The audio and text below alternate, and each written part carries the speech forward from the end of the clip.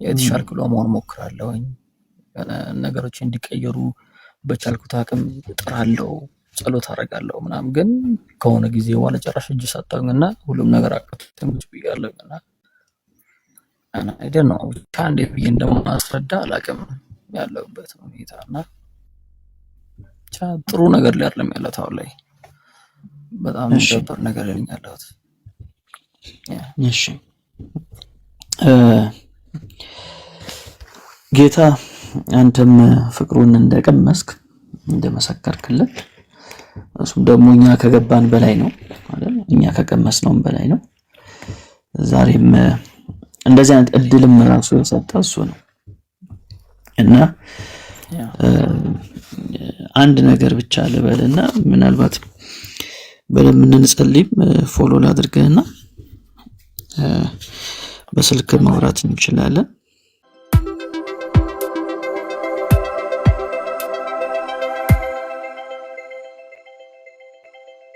ትቆራረጣለህ ቪዲዮን ዝጋው። እሺ ብሩኬ ጋይድ ቀጥል። እሺ ኤርሚ ይሰማል አይደል? እኔ ትሰማለህ። ሰላም ብያለሁ ወገኖች ሁላችሁንም እንኳን ደህና መጣ ስኬት።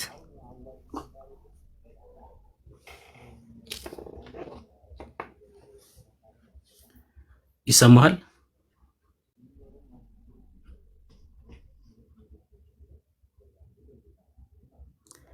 ስኬት ነው ምንድነው? ሜል ላይ ያለው ነው አለ። ይሰማኛል ብራዘር። እሺ እንኳን ደህና መጣክ። እንኳን ሰላም ቆየኝ። አማን ነው እግዚአብሔር ይመስገን። እሺ የክርስቶስ ምልጃ ላይ ነው አይደል የምናወራው? እሱ ላይ ነው ማውራት የፈለከው? ያው ያስገባኝም ለዛ ነው። መልካም። ኢየሱስ ክርስቶስ ይማለዳል ብለህ ታምናለህ ወይስ አታምንም አንተ? እኔ አላምንም። ክርስቶስ ፈራጅ ነው። ኦኬ መጽሐፍ ቅዱስ ኢየሱስ አማላጅ ነው ስለማይል ነው ማታምነው? ኢየሱስ ክርስቶስ ፈራጅ መሆኑን እንጂ አማላጅ መሆኑን አላምንም። አማላጅ የሚል ቃል ካለ አንጣና እንወያይበት። እንደዛ የሚል ቃል ካለ አምጣና እንወያይ። መልካም እሺ። እሺ ዕብራውያን መጽሐፍ ምዕራፍ 7 እንደዚህ ይላል። ዕብራውያን 7 ያወጣሁት ስለሆነ ነው። እሺ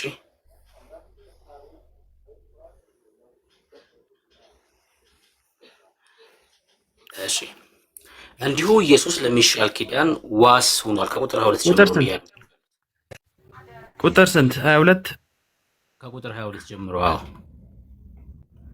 እሺ እነርሱ እንዳይኖሩ ሞት ስለከለከላቸው ካህናት የሆኑት ብዙ ናቸው። እርሱ ግን የዘላለም የሚኖር ስለሆነ የማይለወጥ ክህነት አለው። ስለ እነርሱ ሊያማልድ ዘወትር በሕይወት ይኖራልና፣ ስለዚህ ደግሞ በእርሱ ወደ እግዚአብሔር የሚመጡትን ፈጽሞ ሊያድናቸው ይችላል ይላል። ስለ እነርሱ ሊያማልድ ዘወትር በሕይወት ይኖራል የተባለው ማን ነው? ማን ነው? ፍትሐ ራስህ ጥቅሱን ያመጣው እኮ አንተ እኮ ነህ። ለማስረዳት አይደለ የመጣው? አይ እንደዛ የሚል ጥቅስ የለም ስላልከኝ እየጠየቅኩ ነው ያለሁት እኮ። ፍትሐው እኮ አልኩ። ከዛ በኋላ እኔም ጥቅስ ሰጥህና እኔም በዛ ላይ የራሴን ትንተና ሰጣለሁ። እኔ አልፈታውም። በቃ እየጠየቅኩ ነው ያለሁት። የለም ስላልክ አንተ ይሄው ጥቅስ አንተ ለምን ትጠይቀኛለህ? እንደዛማ ከሆነ እዛው ዮሐንስ ወንጌል ምዕራፍ 16 26 ላይ አውጣና ለሱ መልስ ይሰጣል። ችግር የለውም። እሱ ጋር ደግሞ እንሄድና እናወራለን። አሁን ግን መጀመሪያ የተነሳ ጥቅስ ስላለ እሱ ላይ እናውራ። ስለ እነርሱ ሊያማልድ ዘወትር በሕይወት ይኖራል የተባለው ማን ነው? ክርስቶስ ኢየሱስ። ክርስቶስ ኢየሱስ በሕይወት የሚኖረው ለዘላለም ምን ሊያደርግ ነው? ለዘላለም በሕይወት የሚኖረው ምን ሊያደርግ ነው? ክርስቶስ ኢየሱስ ሊፈርድ። አይ ቃሉ ምንድን ነው የሚለው? ስለ እነርሱ ሊያማልድ ዘወትር በሕይወት ይኖራል እና ስለነማን ነው? እሱን እናወራለን። አሁን ማን ነው የሚለውን እንጨርስ። ስለነማን ነው የተነገረው? ለማን የተነገረው እኮ ለማን የተነገረው የሚለውን እሱን እንጨርስ። መጀመሪያ ለማን ነው የተነገረው የሚለውን እንጨርስ። ስለነሱ ለማን የተነገረው ማን ነው እኮ? ለማን ነው እኮ አልኩ እኮ። ጥያቄ እኮ ነው የጠየቅኩ ያለሁት። እየጠየቅኩ ነው ያለሁት። አንተ የመጠየቅ ቦታ ላይ አይደለም ያለኸው እኮ። ጥቅሱን እኮ ያመጣኸው እኮ አንተ እኮ ነህ። በጥቅሱ ላይ ደግሞ እኔ ነኝ የምጠይቅህ። ጥቅሱን ያመጣሁት የለም ስላልክ ነው አንተ። እየጠየኩ ነው መልስና፣ ከዛ ደግሞ ጥያቄ ካለ ደግሞ ጠይቀኛለህ አንተ። ስለ እነርሱ ሊያማልድ የተባለው ማን ነው? ጥቅሱ ያመጣኸው እኮ ራስህ እኮ ነው። ጥቅሱን ያመጣኸው እኮ ራስህ ነው አይደለ? እኔ ነኝ ጥያቄ በጥቅሱ ላይ እኔ ነኝ የምጠይቅህ። ከዛ በኋላ ራስህ ትዘረዝረዋለህ ማለት ነው። አይ አንተ ይኸውልህ ጥቅስ የለም እንደዛ የሚል ስላልክ፣ ኢየሱስ ይማልዳል የሚል ጥቅስ የለም ስላልክ ይኸው ጥቅስ አመጣሁልህ። ጥቅሱ ላይ እየጠየቅኩ ነው ያለሁት። ከዛ በኋላ ከመለስክ በኋላ ደግሞ ምናልባት ጥያቄ ካለ ደግሞ ትጠይቀኛለህ አንተ ጥቅሱ ላይ ማለት ነው። ስለ እነርሱ ሊያማልድ የተባለው በዛው ላይ እኮ እየጠየቅኩህ እኮ ነው። እኔ ራሱ የመጠየቅ ሰዓት አይደለም እኮ ክርስቶስ ኢየሱስ እኮ አልኩህ እኮ። በጣም ጥሩ ክርስቶስ ኢየሱስ በስጋ ወራቱ ነው። አንዴ እሺ ቆይ ክርስቶስ ኢየሱስ ነው ብሎናል አይደል? ስለ እነርሱ ሊያማልድ የተባለው እናነበዋለን። ተረጋጋ ቆይ።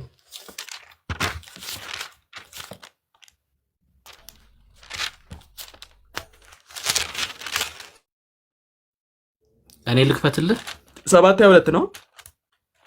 አይ ከ7:22 ጀምሮ ነው ያነበብኩት። አሁን እያነበብኩት መጽሐፍ ቅዱስ አለኝ። እሺ ጥሩ።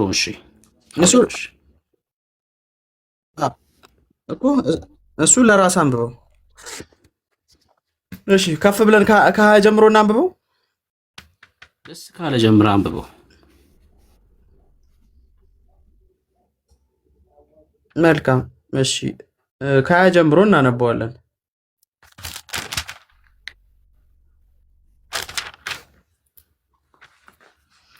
እርሱ ያለ መሐላ አልሆነም፣ ያለ መሐላ የተሾሙ ይሰማል። ትሰማለህ? እየሰማሁህ ነው። መልካም። አይ ድምፅ ሰምቼ ነው ያስቆምከ ይመስለኝ። መልካም እሺ። እርሱ ያለ መሐላ አልሆነም፣ ያለ መሐላ የተሾሙ ካህናት አሉና፣ ያለ መሐላ የተሾሙ ካህናት አሉና፣ በመሐላ የሾመውን ግን እግዚአብሔር ማለ አይጸጸትም። አንተ እንደ መልከ ጼዴቅ ሹመት የዘላለም ካህን ነህ አለው። ኢየሱስ ይህንን ያህል በምትበልጥና ከፍ ባለች ሹመት ተሾመ። ለእነዚህ ብዙዎች ካህናት ነበሯቸው፣ ሞት ይሽራቸው እንዲኖሩም አያሰናብታቸው። አንዴ ታነባዋለህ። ተመልከቱ እንግዲህ እያነበበ ያለው የ2000 ዓመተ ምህረት የኢትዮጵያ ኦርቶዶክስ መጽሐፍ ቅዱስ ነው። መጽሐፍ ቅዱስ ለማለት የሰው ሐሳብ ስለገባበት ያስቸግራል። በእርግጥ ግን ለምሳሌ ማለት የሰው ሐሳብ ማለት ምን ማለት ነው?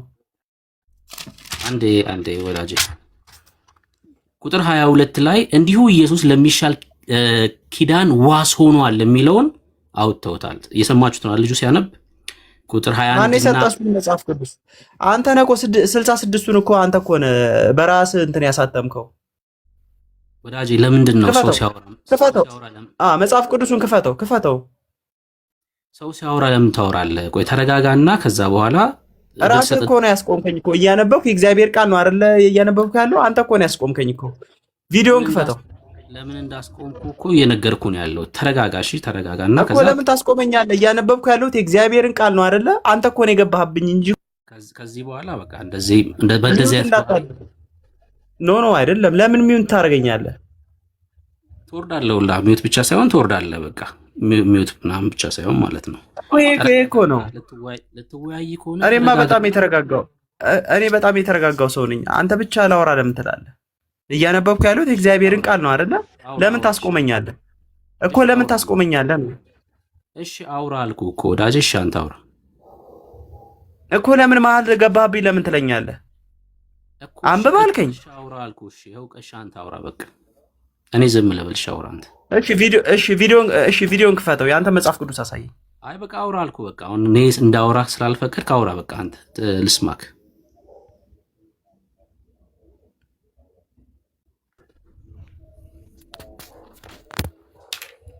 መጽሐፍ ቅዱሱን ክፈተው ያንተ።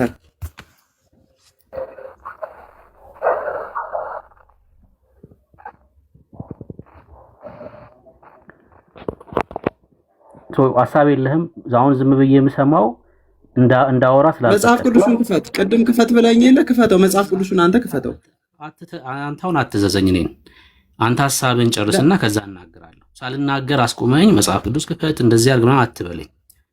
አሁን አንተ ሐሳብ መጀመሪያ መጽሐፍ ቅዱስ ክፈት ነው አይደል ያልከኝ? ይኸው እኔ ከፈትኩኝ።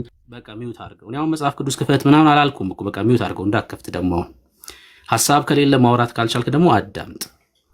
አሁን ልጁ የከፈተው ተመልከቱ፣ የ2000 ዓመተ ምህረት የኢትዮጵያ ኦርቶዶክስ ያሳተመችውን መጽሐፍ ነው ያነበበውም ጭምር ማለት ነውና ቁጥር 22 ላይ እንዲሁ ኢየሱስ ለሚሻል ኪዳን ዋስ ሆኗል የሚለውን አስወጥተውታል ነው ያልኩት አይደል?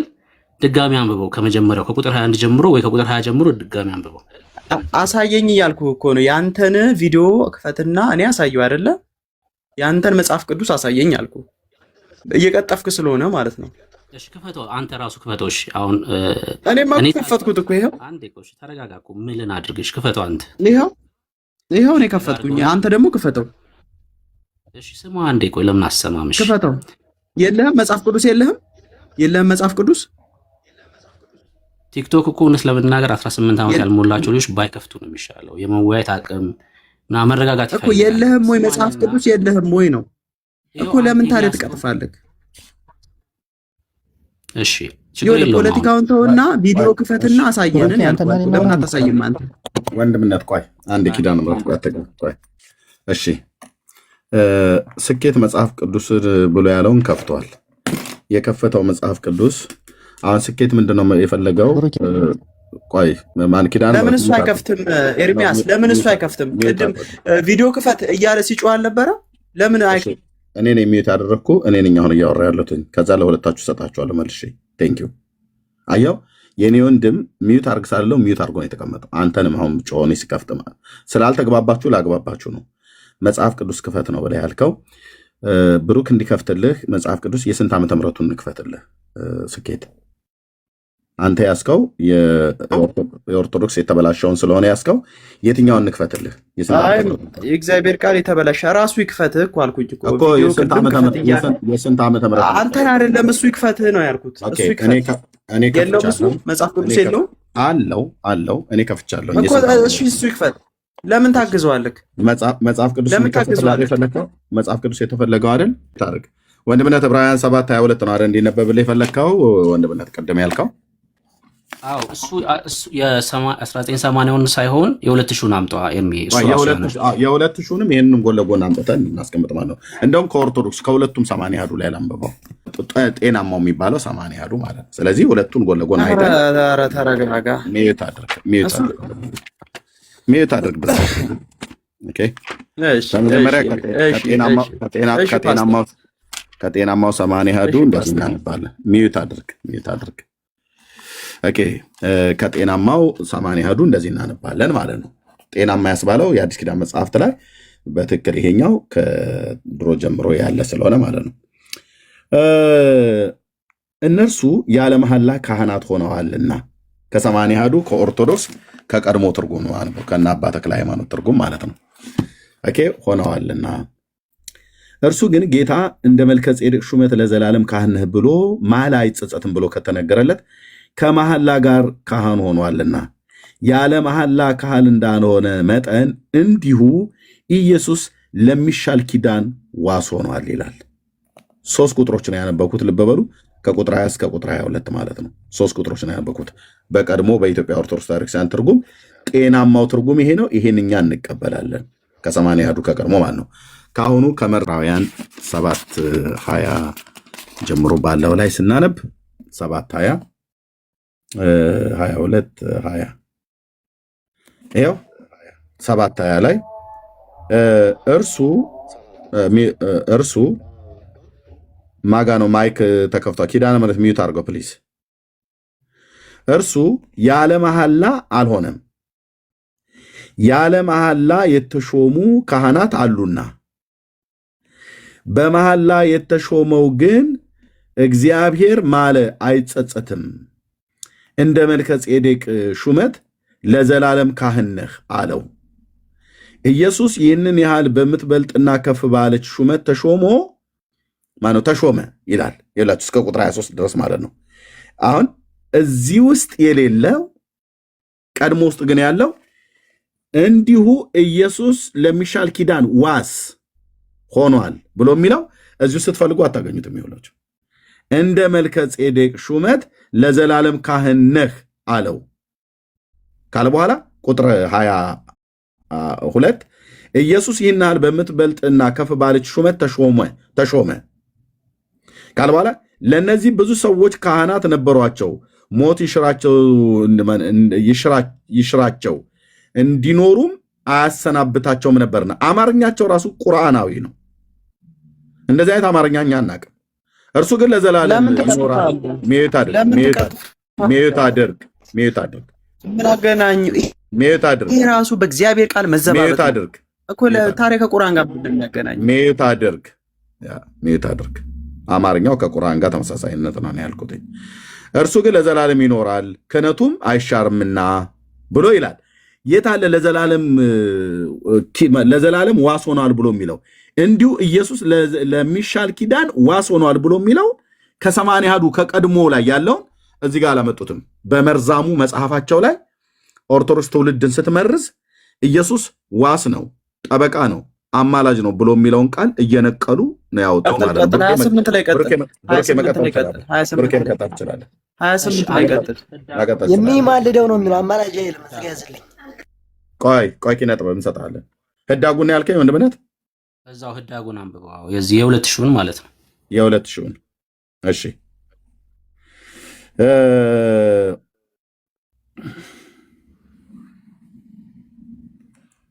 እዛው እኮ ከስር እኮ አይደለም። ሚዩት አድርግ። 28 ላይ እኮ አንድ ጊዜ እኮ ነው ያለው። ሚዩት አድርግ። እሺ ወንድምነት የትኛው ነው ህዳጉ ላይ እንዳንብል የፈለከው? የግሪኩ ያው ለምትሻል ቃል ኪዳን መድን ሆነ ይላል። ይሄ ለምትሻል ቃል ኪዳን ዋስ ሆነ ብሎ የሚለውን እዚህ ጋር ለምትሻል ቃል ኪዳን መድን ሆነ ግሪኩ ማለት ነው። ግሪኩ መድህንና ዋስ ብሎ የሚለው ማለት ነው፣ ተመሳሳይ ነው። ግሪኩ መድን ሆነ ብሎ የሚለው የመጨረሻዬ ነው። እታች ነው ማወርድ ከኪነ ጥበብና ከሌሎች ኦርቶዶክሳውያን ጋር ከነ ኪዳነ ምሕረት ጋር እንቀጥላለን። ኦኬ መሀል አትግባ። ጨርሼ ልሰጣችሁ ነው፣ ሁለታችሁ ነው የምታወሩት። ይኸው ግሪኩ ለሚሻል ቃል ኪዳን መድን ሆነ ይላል የቁጥር 22ቱ ማለት ነው። ታዲያ የግሪኩ ለሚሻል ቃል ኪዳን መድን ሆነ ብሎ የሚለውን ለምን እዚህ ጋር አልጨመራችሁትም? ቤተክርስቲያኒቱ ትውልድ ትመርዛለች። ብሩኬ መቀጠል ትችላለህ። ቴንክ ዩ። እሺ ይሄ ቁጥር 22 ላይ ያለውን ሐሳብ አውጥተውታል ነው ዋናው እዚህ ክፍል ላይ እንግዲህ ሲያነብ እንደሰማችሁት። እሺ ወደ ምልጃው እንሂድ። ኢየሱስ ክርስቶስ የአዲስ ኪዳን ዋሳችን ነው። በቃ የአዲስ ኪዳን ብቸኛ ዋስ ኢየሱስ ክርስቶስ ነው። በሚገርም ሁኔታ እንግዲህ የዕብራውያን ጻፊ ይነግሩናል። ቀጥሎ ቁጥር 23 ላይ እነርሱ እንዳይኖሩ ሞት ስለከለከላቸው ካህናት የሆኑ ብዙ ናቸው። እሺ ቁጥር 24 አንብበው ስኬት ቁጥር 24 እሺ ቁጥር 24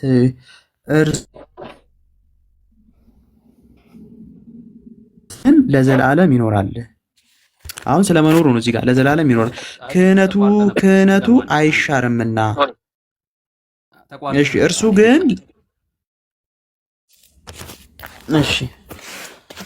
እርሱ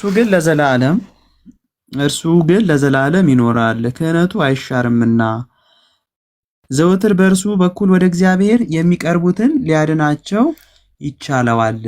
ለዘላለምም ሕያው ነውና ያስታርቃቸዋል። ቅዱስና ያለ ተንኮል ነውርም የሌለበት ከኃጢአተኞችም የተለየ ከሰማያትም ከፍ ከፍ ያለ እንደዚህ ያለ ሊቀ ካህናት ይገባናል። እርሱም እንደ እነዚያ ሊቃነ ካህናት አስቀድሞ ገና ነው እንደ 28 ዋና ፖይንቱ ካህናት አስቀድሞ ስለ ራሱ ኃጢአት በኋላም ስለ ሕዝቡ ኃጢአት ዕለት ዕለት መስዋዕትን ሊያቀርብ አያስፈልገውም። ራሱን ባቀረበ ጊዜ ይህንን አንድ ጊዜ ፈጽሞ አድኗልና። ኦሪትስ የሚሞት ሰውም ሊቀ ካህናት አድርጋ ትሾማለች። ከኦሪት በኋላ የመጣው የእግዚአብሔር የመሐላ ቃሉ ግን ዘለዓለም የማይለወጥ ፍጹም ወልድን ካህን አድርጎ ሾመልን ይላል። እሺ አሁን ልጠይቅህ አይደል? አሁን ጠይቀኝ። ቁጥር 25 ላይ ለዘላለም የሚኖር ስለሆነ ያስታርቃቸዋል ይላል አይደል? አንተ ባነበብከው መጽሐፍ። አዎ 27 ላይ ደግሞ አንድ ጊዜ ነው የሚለው። ይህንን አንድ ጊዜ ፈጽሞ አድርጓልና ነው የሚለው። ሁልጊዜ አይልም፣ አንድ ጊዜ አድርጓልና ነው የሚለው። ያው ቪዲዮ ከፍቼ ላሳይ ከፈለገ እኮ አንዴ ተረጋጋና ምጠይቅህን መልስልኝ። ከዛ ደግሞ አሳየኝ ካልኩ ታሳየኛለህ። እኔ አሁን አሳየኝ አላልከውም። ቪዲዮ ስለማውቀው አንተ ያዝከውንም መጽሐፍ እኔ ጋም ስላለ ማለት ነው። አንተ ያዝከው መጽሐፍ ብቻ ሳይሆን እስቲ አሳየኝ። ቪዲዮ ክፈትና አሳየኝ። መጽሐፉን አሳየኝ እባክህ። እንደ ልጅ አትሁን። በቃ ውይይቱ ላይ ትኩረት አድርግ። እሺ እኮ ለምን ከፍቼ ላሳይ አላልክም እንዴ? ቪዲዮን ክፈትና አሳየኝ። አንተ ጋር ያለው መጽሐፍ አልኩህ እኮ እየተያየን መጽሐፍ ቅዱስ እና ይብቃው። ወንድምነት ልጅ ይብቃው። ታች ይውረድ። የግርማ ወንድሙ ተከታይ ነው። እዛ ጸበል ቅዳ ብራዘር እየታችሁ ነው። አንተ ለውይይትም አትበቃም። ከሁለቱ ኦርቶዶክሳውያን ጋር ቀጥል። ምን አይነት ነው በክርስቶስ? አሁን ወንድምነት መጽሐፍ ቅዱስ የሌለው ሆኖ ነው ስለሚዋሽ ነው። አሸን ያለው ቤቱ ያለው ማለት ነው። እና በቃ የግርማ ወንድሙን ጸበል ቅዳ አንተ እዛው ለውይይትም አትመጥንም ማለት ነው። ዝም ብሎ አሳየኝ። አሁን ብሩጋ መጽሐፍ ቅዱስ የለም ማለት ነው። ወንድሞች እናቶች ስላለን አለ ብሎ ያለው ደግሞም ስላለ ማለት ነው። እና ከኪነ ጥበብ ጋር ቀጥሎ ቴንኪው ሜላ እንኳን ደህና መጣ። ኪነ ጥበብን አውራው ሜላ በርዕሱ ላይ አይ እንደው አስነሳኝ እኮ ልጁ ማለት ነው። እና እንደው ኦርቶዶክሳውያን ያስቃሉ። እስኪ አንዴ ላሳየው፣ እንደው ደስ ይበለው። ያው ተደቆላል። እሺ ላሳየው። ስንት መጽሐፍ ቅዱስ ነው የምትፈልገው? ይታያል። ሃርድ ኮፒ ያውም ሃርድ ኮፒ እንደዚህ እያደረኩ ላሳይ። እንደዚህ እያደረኩ ላሳይ። ይሄ አሁን በተለያየ ዓመተ ምህረት የ1980 ዓመተ ምህረት የኢትዮጵያ ኦርቶዶክስ አዲሱ መደበኛ ትርጉም ስንት ላሳይክ? ስንት መጽሐፍ ቅዱስ ላሳይክ? እና ይኸውላ መጽሐፍ ቅዱስ ቤቴ ያለኝ ሰው ነኝ። አሁን እሱ አይደለም ቁም ነገሩ። ብትወያይ ጥሩ ነበረ። ቶ በቃ ጫጫታ ብቻ ነው የሚፈጥረው። ከኪነ ጥበብ ጋር አውሩ። አይ ቲንክ ሜላ ስልክ ገባበት መሰለኝ። አውራው ኪነ ጥበብን።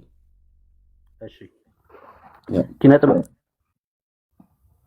ሰላም ወንድሞች ሁላችሁ እዚህ ውስጥ ሁላችሁም እንዴት ናችሁ ብያለሁ። እሺ እኔ እንኳን አውቃለሁኝ። ለማያውቁ ሰዎች ከየት ቤተ እምነት እንደሆንክ ንገራቸው።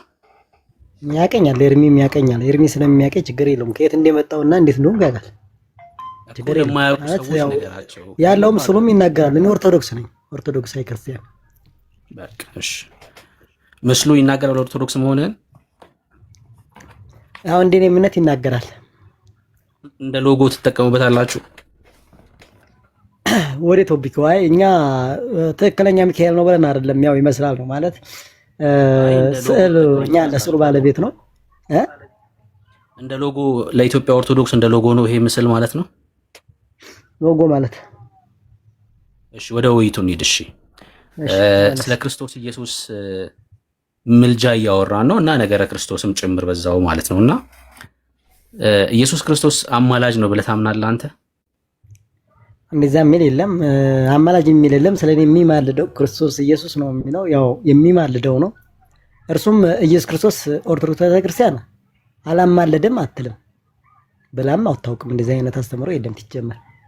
እሺ ለዘላለም ይማልዳል ብለህ ታምናለህ አንተ በተጠቀምከው ቃል መሰረት? ሁለተኛ መስዋዕት የለም። ያው ጌታችን መድኃኒታችን ኢየሱስ ክርስቶስ ሁሉም ፈጽሞ ሁሉን አድርጎ ከአባቱ ጋር የተቀመጠ ስለሚል ያው ተቀመጠ። ሁለተኛ የሚቆም ወይም ሁለተኛ የሚታረድ ሁለተኛ መስዋዕት የሚሆን አምላክ የለንም። በመጀመሪያ ምልጃን ፈጽሟል። ኦኬ ራይት፣ በቃ የቤተክርስቲያን አስተምሮ ትጀመር ማለት ነው።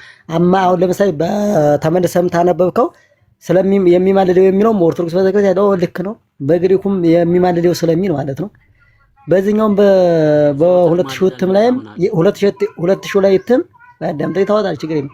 2000 ላይ እትም የሚፈርደው ችግር ሁለቱ መጠቀም ይቻላል። ግን ምንድነው ሰረዙ የሚፈርደው ያው አምላክ ጌታ ይመናል ሁሉን ጨርሶ አንዴ አባቱ ከ ስለተቀመጠ ይፈርዳል፣ ይሰማል፣ ያው ይፈርዳል ነው። አማልዷል ነው ያማልዷል መቼ በስጋ ወራት አማልዷል። ይሄ እኮ ክሪል ነው።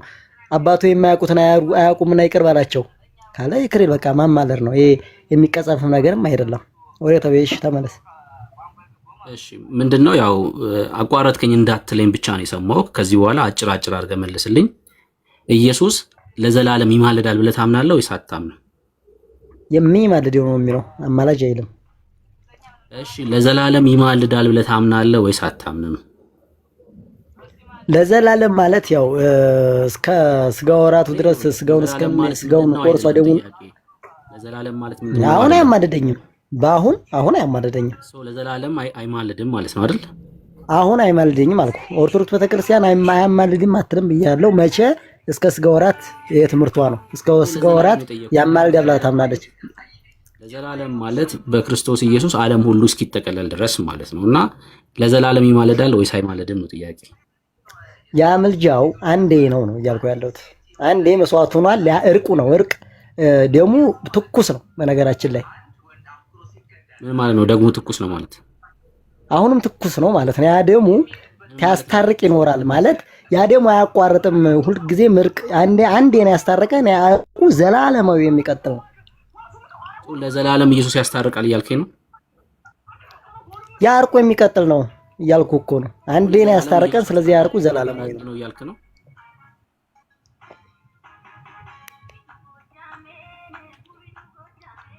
ሙዚቃውን ደግሞ ዝጋው። እሺ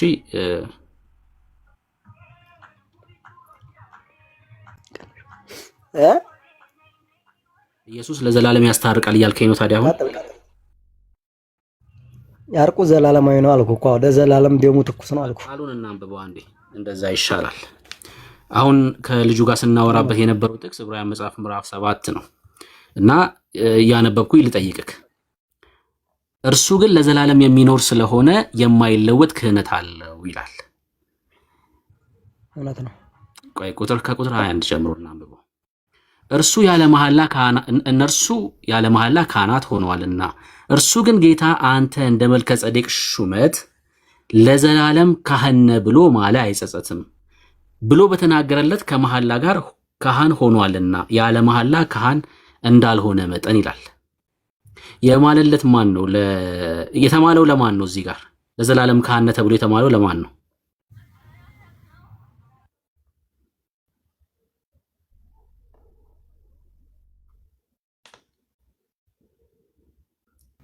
አቤት ተመለስ። እንትኑ ላይ ነኝ እንትን ብሎ ነው። ለዘላለም ካህን የተባለው ለማን ነው? እዚህ ጋር ለዘላለም ካህን ጌታችን መድኃኒታችን ኢየሱስ ክርስቶስ ነው የዘላለም ካህን። የማለለትስ ማን ነው? ለዘላለም ካህን ብሎ የማለለት ማን ነው?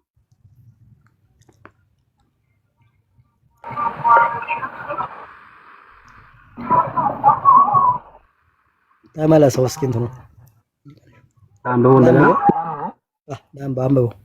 እሺው እነርሱ ያለ መሐላ ካህናት ሆነዋልና ያለ መሐላ የቀደሙት የብሉይ ኪዳን ካህናት ማለት ነው። እርሱ ግን ጌታ አንተ እንደ መልከ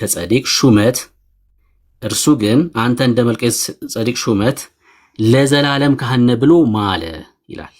ማን ነው የማለው? ለዘላለም ካህን ብሎ ማን ነው የማለው? ለዘላለም ካህነት ብሎ የማለው ክርስቶስ ነው። ክርስቶስ ለማን ነው የዘላለም ካህን ብሎ የማለለት? እስኪ ለማን አልገባኝም። እዚህ ጋር ለመልከ ጼዴቅ ወይስ ግልጽ አልሆነልኝም። ለዛ ነው እንደ መልከ ጼዴቅ ተብሎ መልከ ጼዴቅማ ለንጽጽር ገባኝ። አብ ነው። ቀጥል፣ ችግር የለም። አብ ለማን ነው የማለለት?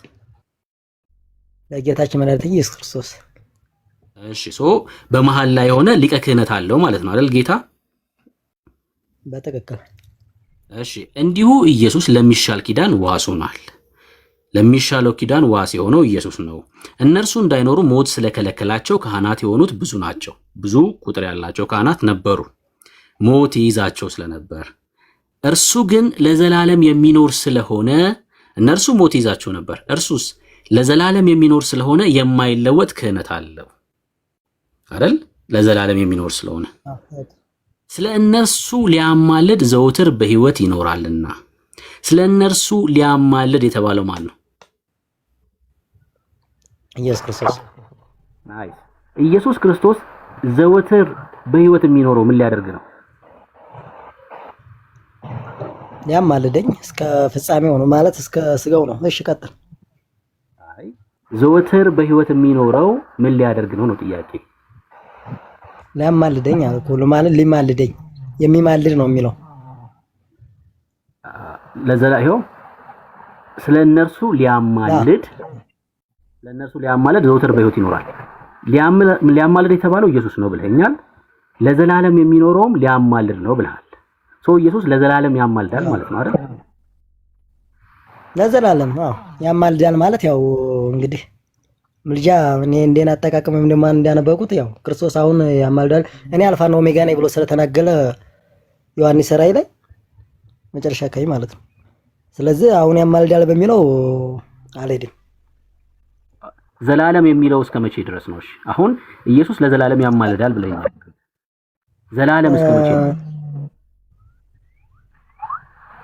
እስከ ዓለም ፍጻሜ ነው። እሱማ ግን ምንድነው መሰለህ ያው እስቲ እንትኑ አውጣው እስቲ ግርማ ነው ግዙ ወይ አንዴ ለዘላለም የሚኖረው ሊያማልድ ነው ብለኛል። ዘላለም ደግሞ እስከ ዓለም ፍጻሜ ነው ብለኛል። ኢየሱስ ክርስቶስ እስከ ዓለም ፍጻሜ ያማልዳል ማለት ነው አይደል? እስከ ዓለም ፍጻሜ ያማልዳል ማለት አሁን የሚታረድ አሁን ደግሞ መስዋዕት የሚሆን ክርስቶስ የለንም። ሊፈርድ የሚመጣ አምላክ አለ። እኔ ስለ እርድ አላወራሁም። እኔ አሁን ስለ እርድ እያወራሁ አይደለም፣ ቃሉ ላይ ነው እያወራን ያለነው። አሁን እንደዛ ካልን አሁን ለዘላለም ካልን አሁንም ክርስቶስ ሞቶ ይሰዋል እያልከኝ ነው። ቃሉ ነው ያለው፣ እኔ አይደለሁም ያልኩት። አንተም እንደ ቃሉ ብለሃል። እንድገመው ከፈለክ ፍቹን ወደ ኋላ አባቶቻችን መጽሐፍ ካለ አውጣልኝ፣ የዚህን ትርጓሜው ማለት ነው። ምን የዚህ ትርጓሜ ካለ አውጣና አሳየኝ። ምንድነው ትርጓሜ ማለት? አይ ዘወትር እስከ ሁለተኛ መጥቶ አሁንም መጥቶ ይሰዋል ታልክ ማለት ነው። አንተ እኮ ነው ያልከኝ ዘወትር ማለት እስከ ዓለም ፍጻሜ ነው አላልክም አንተ? ያው እንደሚለው ዘወትር ማለት ዘወትር በሕይወት ይኖራል ይላል። ዘወትር ማለት እስከ ዓለም ፍጻሜ ነው ብለሃል አላልክም? ዘወትር ብያለሁ። በቃ እስከ ዓለም ፍጻሜ ድረስ ኢየሱስ ያማልዳል ማለት ነው። አለቀ እኮ በቃ። እስከ ዓለም ፍጻሜ ያማልዳል። እኔ እኮ አልቀበለው ማለት እስከ ዓለም ፍጻሜ ያማልዳል ካይሆን እስከ ዓለም ፍጻሜ ቃሉን ነው የማትቀበለው፣ የእግዚአብሔርን ቃል ነው የማትቀበለው። አይ እንደዛ ማለት አይደለም፣ እንደዛ ማለት አይደለም። እዚሁ ጋር በጠይቀህ አሁን ጌታችን መድኃኒታችን ክርስቶስ አሁን ያማልዳል ካልከኝ ያማልዳል። ኦኬ አንተ ያማልድም ትላለህ፣ ቃሉ ግን ያማልዳል ዘወትር ይላል። ሊያማልድ ነው የሚለው የሚያማልድ አይደለም። ያማልድ አሁን እኮ ሰብጀክት እና አሁን እኮ እዚህ ጋር ድርጊት አለ፣ ባለቤት አለ። እሱ ችግር የለውም ማውራት እንችላለን፣ ምን ማለት እንደሆነ እሱ አይደለም ዋናው ቁም ነገር። አሁን ስለ እነርሱ ሊያማልድ ዘወትር በሕይወት ይኖራል የተባለው ኢየሱስ ነው ብለኛል። በሕይወት የሚኖረው ደግሞ ለምንድን ነው ስለ ሊያማልድ ብለኛል። ዘወትር ማለት እስከ ዓለም ፍጻሜ ነው ብለኛል። እስከ ዓለም ፍጻሜ ዘወትር በሕይወት ይኖራል ካለ ክርስቶስ በምድር በሕይወት ካለ በስጋ ነው ወይስ በአሁን? አይ ከላይ እኮ ይኸውልህ ምን ብሏል መሰለ፣ እነርሱ እንዳይኖሩ ሞት ስለከለከላቸው ይላል። አየህ የእነሱ ዘወትር መሆን የማይችለው ሞት ስላለባቸው ነው። ኢየሱስ ደግሞ ሞት በስጋ ወራት እንዳልሆነ በስጋ ወራት የሚቆም እንዳልሆነ ሲነግረን፣ እርሱ ግን ለዘላለም የሚኖር ስለሆነ ሞትን ድል አድርጎ የተነሳ በሰማይም ዛሬም ሊቀ ካህን ስለሆነ እያለን ያለው ሊቀ ካህን ነው። ተቀባይ አስተሰሪ ነው። ኦኬ በዚህ እኮ አሁን አልተስማማውም እያልኩ አይደለም። ሊቀ ካህን ማለት ምን ማለት ነው አልከኝ? ኃጢአትን የሚያስተሰሪ ኃጢአትን የሚያስተሰሪ ምን ማለት ነው? ኃጢአትን የሚያስተሰሪ ማለት ኃጢአትን የሚያስተሰሪ ሁሉም ኃጢአት የሚቀበል ማለት ነው። ሊቀ ካህን ማለት ኃጢአትን የሚቀበል ማለት ነው። የሚያስተሰሪ አልኩህ እኮ ሁሉን ነገር ከሱ ካህናት አሁን ወደሱ ነው። ኃጢአትን የሚያስተሰሪ ማለት ምን ማለት ነው? ቃሉ ስላልገባኝ ነው። አሁን ማስተሰሪ የሚለውን ቃል ስላልተረዳሁት ነው እየጠየቅኩ ያለሁት። የካህን ስራው ምንድን ነው? እየጠየቅኩ ነው ያለሁት። እየጠየቅኩ ለምን ትጠይቀኛለህ? አይ የካህን ስራው ምንድን ነው አልኩህ እኮ። የካህን እኮ እያልኩ ነው። የካህን ስራው ምንድን ነው? ታውቀው ከሆነ እኔ ጠይቀኝና እንመልስልሃለሁ። ዘሌዋውያን መጽሐፍ ምዕራፍ 16ን ከፍቼ ይሄው የካህን ስራው ነው ብዬ አሳይሃለሁ። ቀላል ነው ለኔ። አንተ ግን አሁን ማስተሰረይ ስላልከኝ ምን ማለት ነው? ያው ቃሉ ግዕዝ ስለሆነ እንድረዳው ምን ማለት ነው ማስተሰረይ ማለት? ኃጢአትን የሚቀበል ነው አልኩ። ኃጢአት የሚቀበል የሚያስተሰርይ ሁሉ ነው። በቃ ኃጢአትን የሚደመስስ ነው። እስኪ ያሳየኝ ከእግዚአብሔር ቃል ላይ ሊቀ ካህናት ኃጢአትን የሚደመስስ ነው የሚለውን ከእግዚአብሔር ቃል ላይ ያሳየኝ። ኃጢአትን ያስተሰርያል ክርስቶስ። አይ ሊቀ ካህን ማለት ኃጢአትን የሚያስተሰርይ ነው የሚለውን አሳየኝ ከእግዚአብሔር ቃል ላይ። እንደዛ ብዬ ነው እንግዲህ እኔ ተረጎምኩት። ያንተን ትርጉም አይደለም ከቃሉ ላይ ያሳየኝ። ያንተ ትርጉም ምን ያደርግልኛል? የኔ ትርጉም ነው እንግዲህ እንደዛ ብዬ ነው የተረጎምኩት አልኩ እኮ። እኔ ትርጉም ነው ያንተ ትርጉም እኮ ለአንተ ነው ያልኩ። ያንተ ትርጉም መጽሐፍ ቅዱሳዊ ከሆነ ግን ከቃሉ ላይ ያሳየኝ ነው ወይስ የግል ትርጉም ነው ያንተ? እኔ የተረጎምኩት ነው። ያንተ የግል ከሆነማ ምን ያደርግልናል? በቃ ያንተን የግልን ትርጉም እዛው ይዘህ ትቀመጣለህ። ሰው ቃሉ ምንድን ነው የሚለው? ስለ እነርሱ ሊያማልድ ዘወትር በሕይወት ይኖራል። በሕይወት የሚኖረው ኢየሱስ ምን ሊያደርግ ነው? ሊያማልድ ነው። ለምን? የምልጃ ስራ ምንድን ነው? እሺ ችግር የለውም። እሺ በቃ ሊያምልክ ከፈለክ እዚህ ጋር እንዲያምልክ ስለሆነ እንትን እያልከኝ ያለው እሺ፣ የምልጃ ስራው ምንድን ነው? እሺ ሐሳቤ ልጨርስና አንተ ደግሞ ጠይቃለህ። በቃ አሁን ኦሬዲ የምልጃ ስራ መለመን፣ መውደቅ፣ መነሳት ነው። በነገራችን ላይ መማለድ ማለት መለመን ማለት ነው። በየቀኑ ይቅር በልኝ ማርልኝ እያለ የሚለምን አምላክ ማለት ነው። ስለዚህ ክርስቶስ አሁን ይለምናል ካልከኝ ኦኬ፣ እንደዛ ብለህ ከሆነ አላውቅም መልስልሃለሁ። አሁን ምንም ችግር የለውም። አንተ ምንም በለው እኛ አንደነግጥም። ኢየሱስ ይማልዳል ስንል የምልጃ ስራው ይኸውልህ መለመን ነው። ክርስቶስ አሁን አይለምንም። አሁን ትልቁ ችግር ምንድነው መሰለህ? አሰማም። እኔ ታወራለህ። ያ ማለት የምልጃውን እዚህ ጋር ማለት እስከ ዘላለም ልትለይ ስለሆነ እስከዛ አሁን ስለዚህ አምላክ አሁንም ይለምናል እያልከኝ ነው አልኩህ። አሁንም አየህ ከብዶሃል ማለት ነው። እኔ ታወራለህ። ያ ማለት ሰዎች ሐሳቡን እንዲሰሙ አትፈልግም። ከብዶሃል ውይይቱ። እንደዛ አይደለም።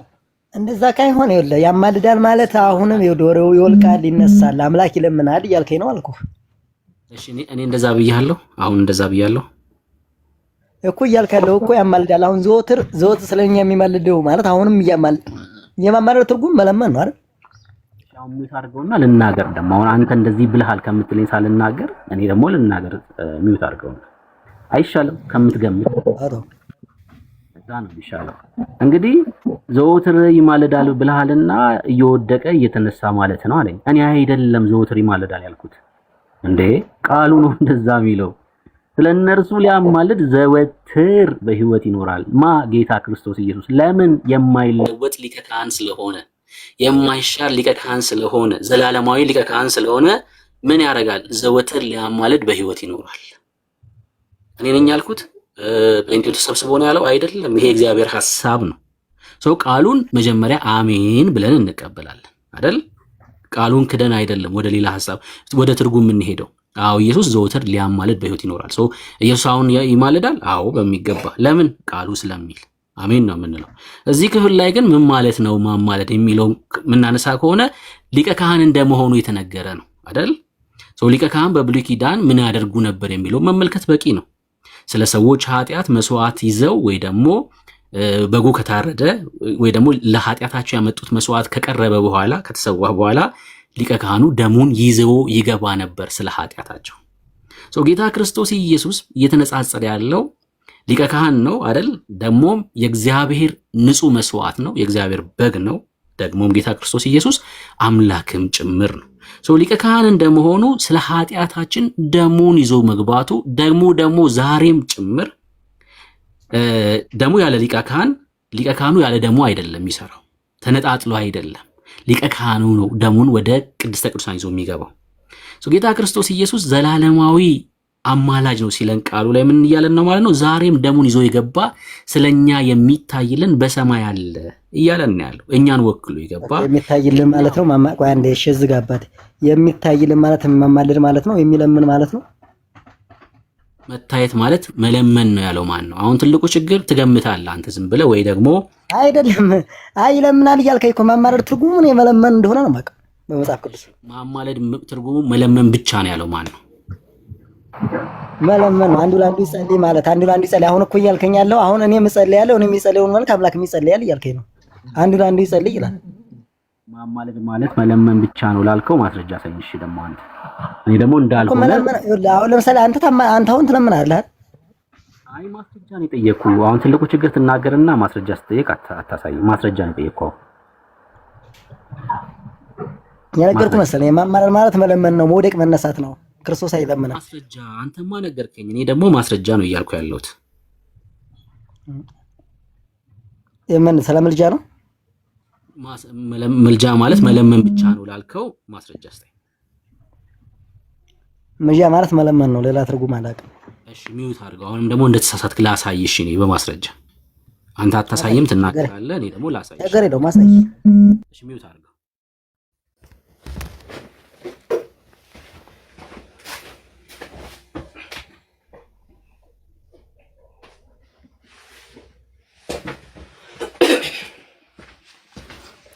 ወራይት መጽሐፍ ላመጣ እጄ ነው። እሺ ይኸው። እሺ እሱ እንዴት እንደዋሸ ላሳያችሁ። ይኸው ይሄ የመጽሐፍ ቅዱስ መዝገበ ቃላት ነው። የኢትዮጵያ መጽሐፍ ቅዱስ ማህበር ምልጃ ማለት ምን እንደሆነ ይንገረን እስኪ። ገጽ 50 ምናምን መሰለኝ።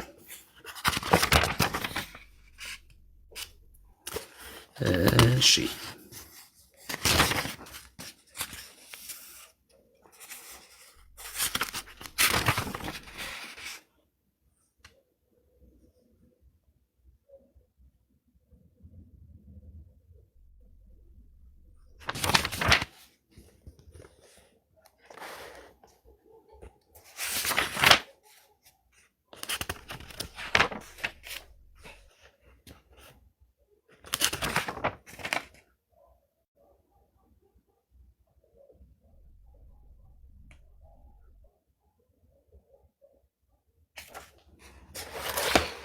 ይኸው ገጽ 58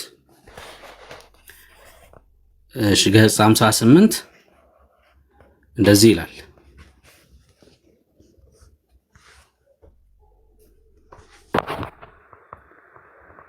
ምልጃ ወይም ማለደ ይላል። ሄደ እንዴ ልጁ ወረደ እንዴ? እሺ እኔ ለእናንተ ላሳያችሁ። በቃ እሺ ወርዷል። እሱ ምናልባት ኔትወርኩ ሊሆን ይችላል። መሰረታዊ ትርጉሙ አንዱ ስለሌላው መለመን። እነ ሙሴ በምድር ላይ ሳሉ ስለ እስራኤል ማለዱ፣ ጸሎታቸውም ተሰማ። ዘኍልቍ መጽሐፍ ምዕራፍ 14። ክርስቶስ ለደቀ መዛሙርቱ ለመነ። ሉቃስ 22። ሰይጣን እንደ ስንዴ እንዳያበጥራችሁ ያለው ጌታ ለጴጥሮስ ማለት ነው። ከዛ ዕብራውያን መጽሐፍ ምዕራፍ 5 ቁጥር 7 ምዕመናን ለሌሎች እንዲለምኑ ታዟል። እሺ ክርስቶስ ሊያማልድ ዘወትር በሕይወት ምን ይላል? ክርስቶስ ሊያማልድ ዘወትር በሕይወት ይኖራልና። አሁን ያነሳ ነው እዚህ ዕብራውያን መጽሐፍ ምዕራፍ 7 ላይ ያለው ጥቅስ ማለት ነው። ክርስቶስ ሊያማልድ ዘወትር በሕይወት ይኖራልና በእርሱ ወደ እግዚአብሔር የሚመጡትን ፈጽሞ ሊያድናቸው ይችላል። የእርሱ ምልጃ ግን እሺ እንደ እኛ ልመና አይደለም። ምክንያቱም አንድ ጊዜ ራሱን ሀብሎ መስዋዕት አድርጎ በማቅረብ ለምዕመናን ፍጹም ድነትን አስገኝቶላቸዋል። ለዘላለምም ሕያው ሆኖ በሰማይ በምድር ስልጣን ሁሉ በመቀበል በአብ ቀኝ ተቀምጧል። ሮሜ መጽሐፍ ምዕራፍ 8 ቁጥር 34፣ ዕብራውያን መጽሐፍ ምዕራፍ 7 ቁጥር 25፣ አንደኛ ዮሐንስ መልእክት መጽሐፍ ምዕራፍ 2 ቁጥር 1። ከዛ መንፈስ ቅዱስም ደግሞ ለምዕመናን ያማልዳል። ሮሜ 8 ላይ ያለውን ሐሳብ ማለት ነው። ምልጃ የሚለውን ሐሳብ ስለ ክርስቶስ ሲናገር እንደ እኛ ልመና አይደለም፣ ከልመና ጋር የሚገናኝ አይደለም ብሎ ይነግረናል። ግን ክርስቶስ አይማለደ ማለት ነው። ያረ ጥቅሱ እያለ ይኸው ለዘላለም ዘወትር ይማልዳል ብሎ በመጽሐፍ ቅዱስ ማህበር ላይ ያስቀምጦልናል ማለት ነው። ኪነጥበብ ማስረጃ ስትጠይቅ መስጠት የነበረ እኮ መማረር ማለት መለመን ነው ብዬ ነበር። አንዱ ለአንዱ ይጸልይ ማለት ነው ብያለሁ እኮ። ሌላ መቼ አመጣህ? አንዱ ለአንዱ መለመን ብቻ እንዳልሆነ ነው ያሳየው። አሁን አንተ ችግሩ ምን አይደል? መማረር ማለት መለመን ነው። አሁን ነሙሴ አንብበው እስኪ ምንድን ነው የሚለው? ከኔ ውጭ የተናገረው ነገር አለ ከሆን ከነበርኩ ትልቁ ችግር ሌላ ሰጠኝ ነበር የመማለድ ስራ። አይ የመማለድ ስራ ሌላ ሰጠኝ ነበር የገባው። አለመስማትም ጭምር ነው ትልቁ ችግር ማለት ነው። አይደለም እግዚአብሔርን አይደለም ሌላ ትርጉም አልሰጠኝም። አሁን የክርስቶስ ምልጃ እንደ መስዋዕት ነው ተቀምጧል። እሱ ኦኬ መጀመሪያ ራሱ መስዋዕት አቅርቦ ሰምቻለሁ። ወንም ሌላ ትርጉም አለ ያልከኝ ሌላ ትርጉም ምንድን ነው ስጠኝ አልኩ። አንዴ ስማ ታዲያ እየነገርኩህ እኮ ነው። የክርስቶስ ምልጃ ግን መለመን አይደለም፣ እንደኛ ልመና አይደለም፣ በደሙ የተደረገ ነው እያለ እየነገረን ያለው አንዴ መስቀል ላይ የተሰራው ስራ ዘላለማዊ መሆኑን እያሳየ ነው ይልሃል መዝገበ ቃላት። አንብበው። እሱም አንዴ ነው እኮ አንዴ ነው ያደረገው። እሱ ትክክል ነው። አሁን እያልኩ ያለው አንብበው። የምልጃ ትርጉሙ መለመን ነው። አንብበው። እኛም እኮ ወይ ደግሞ መጽሐፍ ቅዱሱ ሲነግረን ኢየሱስ 2-3 ይሞታል ይሰቀላል እያልን አይደለም። እንደዛ እያልክ ነው እኮ አሁን እኮ ለማልዳት ተተለኝ እንደዛ እያልከኝ ነው አንተ። አሁንም ይለምናል፣ አሁንም ይመጣል፣ ይታረዳል፣ ይሰዋል በቃ እያልከኝ ነው። እንደዚህ እናድርገው በቃ። አሁን እንደዚህ አይነት ሰው ሲገጥመን በዚህ አይነት ነው የምንወያየው ማለት ነው። አሁን አንተ ኃጢአት ስትሰራ ከእግዚአብሔር ጋር በማን በኩል ነው የምትታረቀው? አንዴ እኮ አስታረቀኝ። አሁን አንተ አትበድልም፣ ኃጢአት አትሰራም። ኃጢአት ተሰራ እግዚአብሔር ይቅር ይለኛል እንጂ አይለምንም። ይቅር ይለኛል እንጂ እግዚአብሔር ወይ ልጅን ማረው እያለ አይወርቅም፣ አይነሳም። ወደ አብና ሰው አንድ ስለሆነ ስለመውደቅ ስለመነሳት አላነሳውም። በማ በኩል ነው የኃጢአት ስርየት የምታገኘው ነው ጥያቄ። በክርስቶስ ኢየሱስ ይኸውልህ መጀመሪያ አግኝቻለሁ ያልኩት ታርቅ ያለው እርቅ አንዴ ነው። አሁን አትበድልም ወይ? አሁን ስትበድል ኃጢአት ስትሰራ የኃጢአት ስርየት የምታገኘው በምን በኩል ነው? በደሙ አንዴ ስላደረገው ማለት ነው። አንዴ ያደረገው ደሙ ዛሬም ያስታርቃል ማለት ነው አይደል? ዛሬም ትኩስ ነው። ያ ደሙ ትኩስ ነው፣ ይቀጥላል፣ አይቋረጥም። የሚቋረጥ ደም እንትን የለም፣ መስዋዕት የለም። እሺ እየሰማሁህ ነው እኮ ዛሬም ያስታርቃል ማለት ነው አይደል? እርቁ አንዴ እርቁን አድርጓል እያልኩ እኮ ነው። አሁንም ደሙ ትኩስ ነው፣ አሁንም ያስታርቀናል፣ አስታርቂያችን ነው እያልኩ ነው። ደሙ ትኩስ የሆነው ለምንድን ነው? ትኩስ መሆን ያስፈልገው ለምንድን ነው? አሁንም ያስታርቀኛል። ያ ደሙ በደሙ ሁሉ እንዲመራስ ያደርገኛል። በጣም ጥሩ። ደሙ ዛሬም ያስታርቀሃል ማለት ነው። አዎ በትክክል። አሁን ጨረሰ። ስጋዬን የበላ ደሜን የጠጣ የዘላለም ሕይወት አለው ብሏል።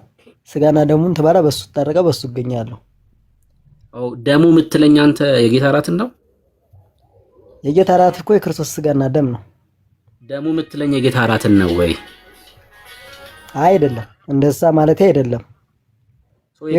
የክርስቶስ ስጋና ደም አገኛለሁኝ። ያ ግን መጀመሪያ ያደረገው መስዋዕት እርሱ ዘላለማዊ ነው ብያለሁ። ደሙ ትኩስ ነው። አሁንም እርቁ ይቀጥላል እያልኩ ነው።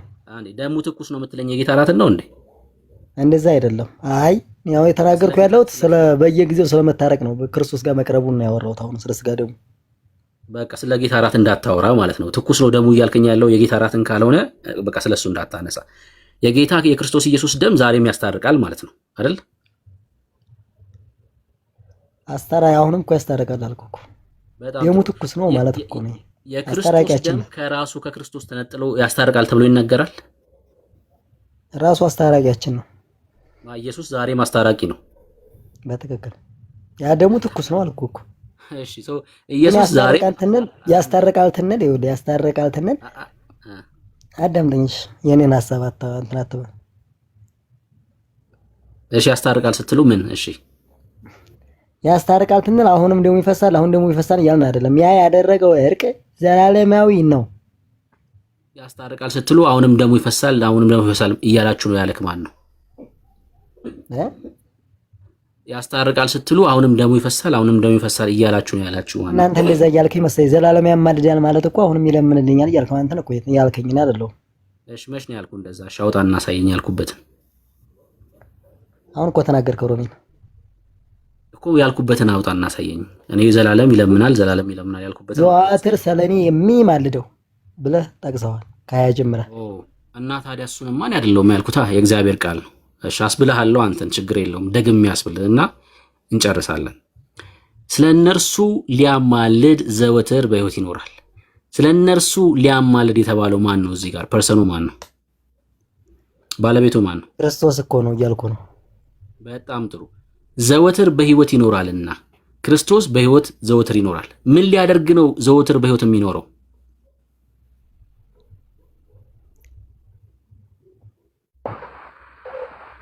መልስ። ምን ሊያደርግ ነው ዘወትር በሕይወት የሚኖረው?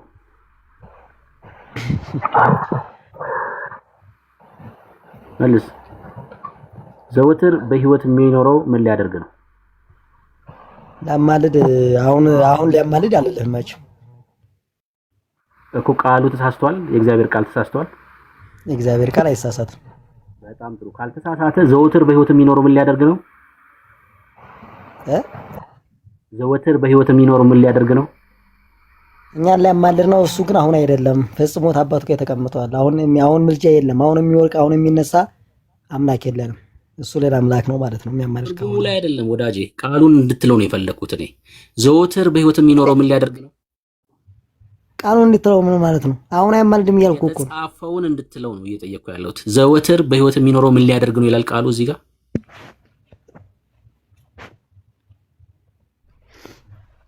ዘወትር በስጋ ወራት ምልጃን ጨርሷል። አንዴ መስዋዕቱን አለ ክርስቶስ፣ ሁለተኛ መስዋዕት አይሆንም አልኩ። በጭራሽ አትሉትም፣ በኢየሱስ አትልም በጭራሽ። ምክንያቱስ በቃ ዘወትር በህይወት ክርስቶስ ነው እያልኩ ነው። ክርስቶስ ነው ግን አሁን መስዋዕት አይሆንም። ሁለተኛ መስዋዕት የሚሆን አምላክ የለም እያልኩ ነው። በጣም ጥሩ። በነገራችን ላይ ማን ነው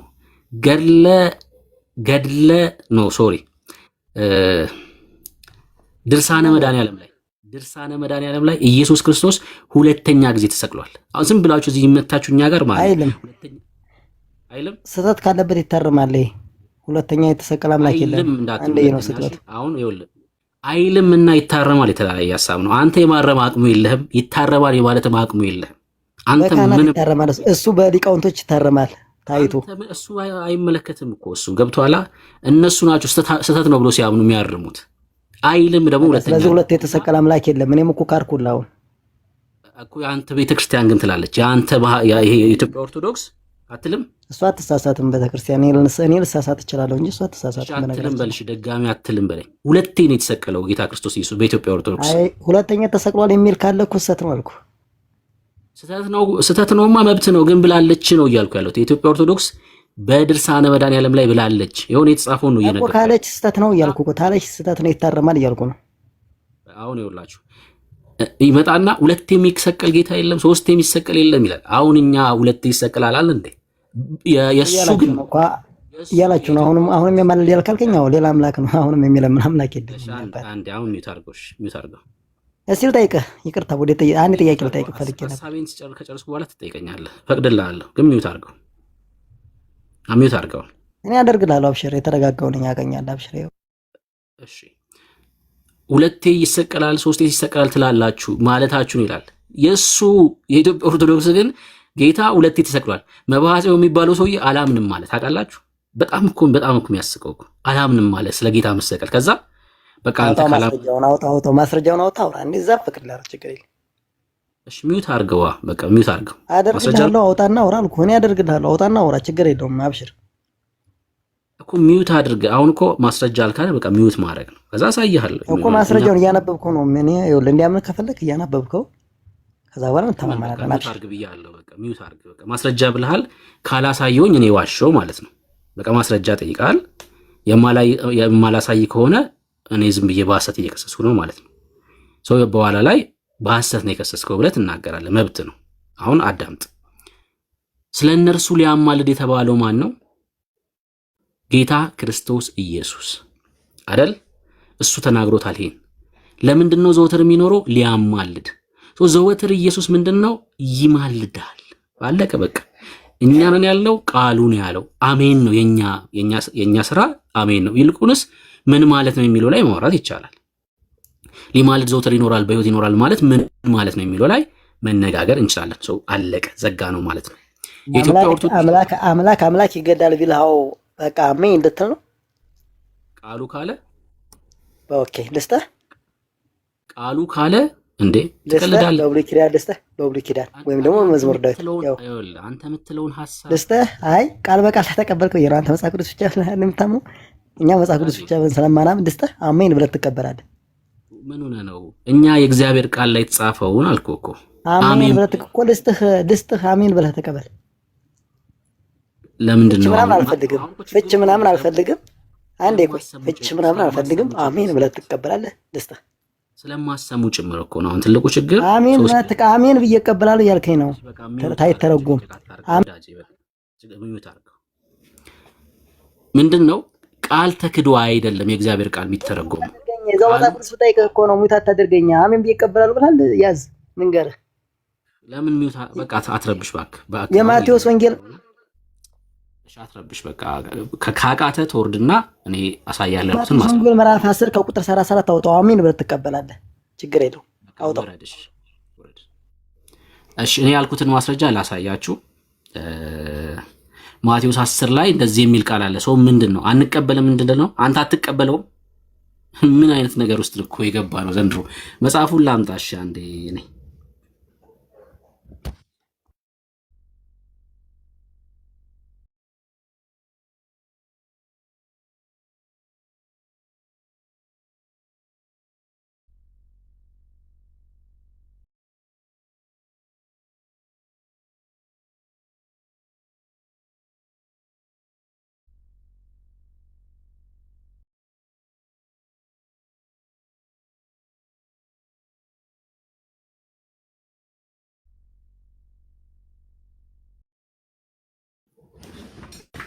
እሺ ጌታ ክርስቶስ ኢየሱስ ሁለቴ ተሰቅሏል ብላለች ነው አይደል ያልኩት? ይኸው ድርሳነ መድኃኔዓለም ላይ አላምንም ብሎ መባጽዮን ማለት ነው ጌታ ድጋሜ ተሰቀለ። ላሳያችሁ ማስረጃ። ድርሳነ መድኃኔዓለም ወገር ለመባጽዮን በግዕዝ በአማርኛ እንትኑን ላሳያችሁ ማለት ዋልድቢት ቅድስት ማርያም አቡነ ሳሙኤል አንድነት ገዳም በገዳሙ የታተመ ማለት ነው። ይህ መጽሐፍ የተተረጎመውና የተዘጋጀው አባ ጽጌ ሥላሴ መዝገቡ ያሳተሙት የዋልድቢት ቅድስት ማርያም አንድነት ገዳም መነኮሳት ናቸው። እሺ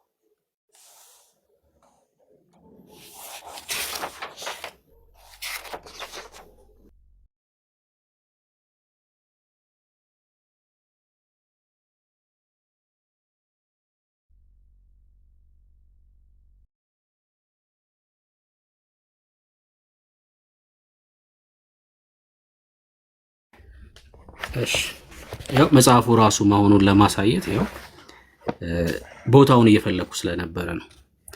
ምዕራፍ 10 ገጽ 170 ገጽ 170 ገድለ መባጽዮን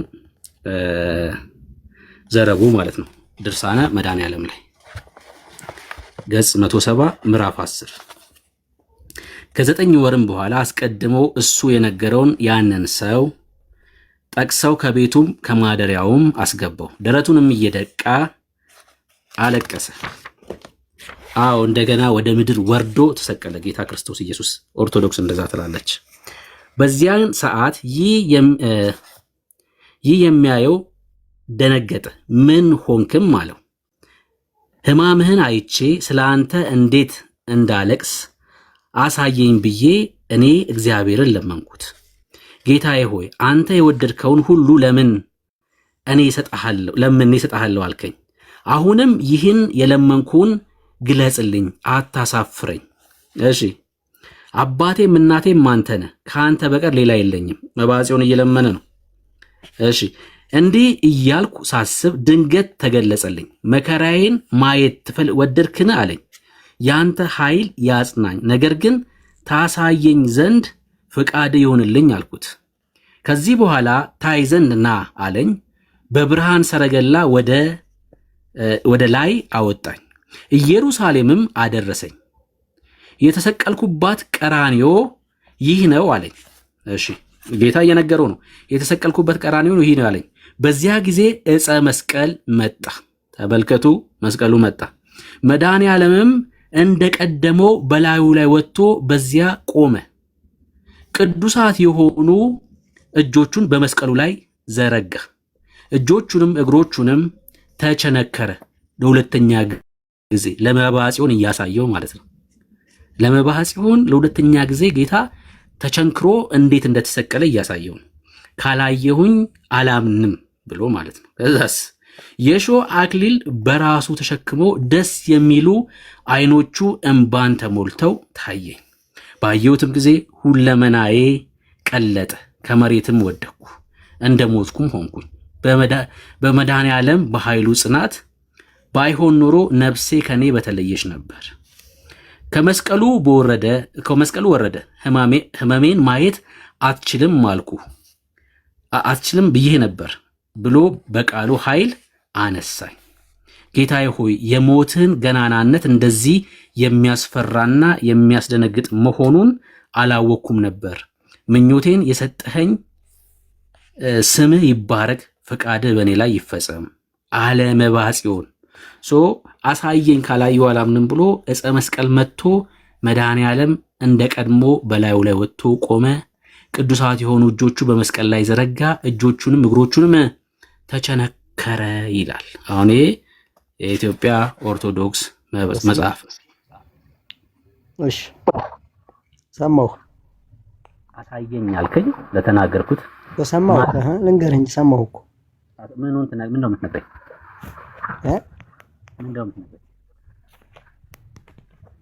እንትን ድምፅ እንትን ብሏል። ምንድን ነው የምትነግረኝ? አሳየው እንጂ ክርስቶስ ተሰቅሎ እንዴት እንደተሰቀለ አሳየው እንጂ ክርስቶስ ሁለተኛ ደም አፈሰሰ እንዳለው ጋር አይልም እኮ። ምንድን ነው የሚለው? ስቅራቱ እንዴት እንደተሰቀለ እንዴት እንደሆነ ነው ያሳየው። የክርስቶስ በዛን ጊዜ የዕፀ መስቀል መጣ። በዛን ጊዜ ናምበበልህ ችግር የለውም አንተም ሰናበሁ። በዛን ጊዜ አንዴ እየሰማኸኝ መባጽዮንን ወዴት ነው የወሰደው? መጀመሪያ ጌታ ክርስቶስ ኢየሱስ በደመና ወዴት ወሰደው? ወደ ተሰቀለበት ቦታ ወደ ቀራንዮ አይደለ? አዎ። ከዛ ምንድነው የሆነው? በዚያን ጊዜ ምን ሆነ? በመስቀሉ መጣ። ወዴት ነው የመጣው መስቀሉ? ወደ ቀራንዮ። እሺ። ከዛ መድኃኔዓለም ምን ሆነ? እንደ ቀደሙ በላይ ወጥቶ በዚያ ቆመ። ቅዱስ የሆኑ እጆቹን በመስቀሉ ላይ ዘረጋ። እጁንም እግሮቹንም የተቸነከረ ሾህ አክሊል በራሱ ተሸክሞ ደስ እኮ ተቸነከረ። በራሱ ሊያሳየው እኮ ነው። ስቃዩና መከራውን እኮ እያሳየው ነው። እንደዚህ ነው የሆንኩት ልጄ፣ እንደዚህ ነው የተሰቀልኩት እያለ እኮ ነው። እኔስ ታዲያ ምን አልኩ? ጌታ ኢየሱስ ክርስቶስ ሁለት የተሰቀላት ብለኛ አሳየው እንጂ ሊያሳየው ፈለገ እንጂ ክርስቶስ ተሰቀለ ሁለተኛ ብላ ታምናለች እኮ እያልከኝ እኮ። ይሄ እኮ ተገልጾለት እንዲያሳየውና የምጠይቅህን ካልመለስክ አንድ እያልክ አታውራ ወዳጄ። ብጠይቅህን መልስልኝ። መጽሐፉን ገልጠን ነው እያነበብን ያለ ነው። የምጠይቅህን መልስ። ኢየሱስ ክርስቶስ መስቀል ላይ ወጥቶ እጆቹ ተቸንክሮ ነው አይደል ያሳየው? ቀራንዮ ወስዶት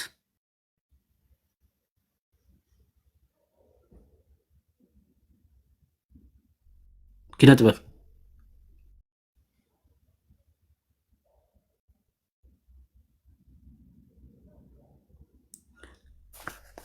ኢየሱስ ክርስቶስ ወደ ቀራንዮ ስለምን እንዳደርገኛል ስለማሰማ ነው። ሰምተህ ማትመልስ አይደለም። እዚህ ጋር ይኸውልህ አንተን እየጠየቅኩ እኮ ነው። አዳምጥ። አይ ለምን ትጠይቀኛለህ? እኔ እየጠየቅኩ አይደለም። አንተ አምላክህ ይገለጽልኛል፣ አምላክህ ወደ ጥሩ ነገር ይመራኛል ብለህ ታምናለህ ወይስ አታምንም? እሺ አሳይቼ ጨርሻለሁ ማለት ነው። በገድለ መባጽዮን ላይ ለህ ዋሸ። እዚህ ጋር ቀጥፋል። እግዚአብሔር እዚህ ጋር በደንብ ነው የቀጠፍከው። ውሸት ሁለት የተሰቀለ የሚል አሳየው እንጂ አሳየው እንዲያሳየውና ክርስቶስ ተገልጾለት ለአንብብልህ። ክርስቶስ ተገለጸለት፣ ወሰደው ወደ ቀራንዮ። በራእይ አሳየው ብለሃል። አሳየኝ። ምን የትኛው ቁጥር ላይ ነው በራእይ ነው ያሳየው የሚለው? በራእይ አሳየው አንተ ነው የተጀኮለው። አንተ በራእይ ክርስቶስ እንደሚታይህ እርሱም ክርስቶስ ተገለጸለት፣ ወሰደው ነው የሚለውን አሳየኝ። ቁጥሩ ቤት ላይ ነው በራእይ ነው የሚለው። አንተ ራእይ እኔ ለአንተ ለመናገር ነው። አንተ ራእይ ይታይልኛል ብለህ ታምና የለ ይታየኛል ብለህ ታምናለህ አይደል? እነዚህ ናቸው እንግዲህ ሁላችሁ ውሸታ ምናምን የሚሉት ማለት ነው። መጽሐፉ በራእይ አሳየኝ። እዚህ ጋር ውሸት ቀጥፈሃል። እግዚአብሔር እዚህ ጋር ውሸት ቀጥፈሃል። እዚህ ጋር ታየው እንዲያሳየውና እንዲመጣ ቃሉ በራእይ ያሳየኝ አይደለም የሚለው። ሰውየው በራእይ ያየው አይደለም የሚለው። ራእይ ጌታ ያሳያል። ምን ጥያቄ አለው? አዎ በራእይ ያሳያል። ሰውየው ግን በራእይ አይደለም። ደዛ ወስዶት እኮ ነው እያለ ያለው። ከቁጥር 1 ጀምሮ ነው ያነበብኩላችሁ። ምዕራፍ 10 ከ9 ወር በኋላ አስቀድሞ እሱ የነገረውን ያንን ሰው ጠቀሰው። ከቤቱም ከማደሪያውም አስገባው። ደረቱንም እየደቃ አለቀሰ። ከዛስ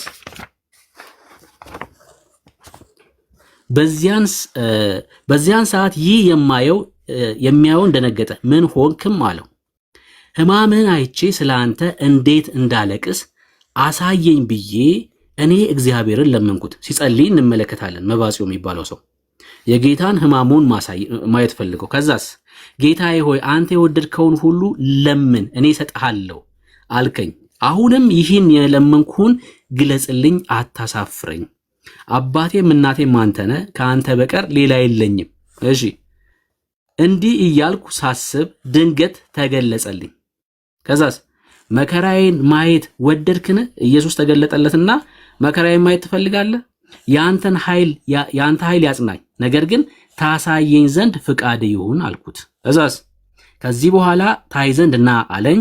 በብርሃን ሰረገላ ወዴት? ወደ ላይ አወጣኝ። ኢየሩሳሌምም አደረሰኝ። በረራው ተካሄደ ማለት ነው።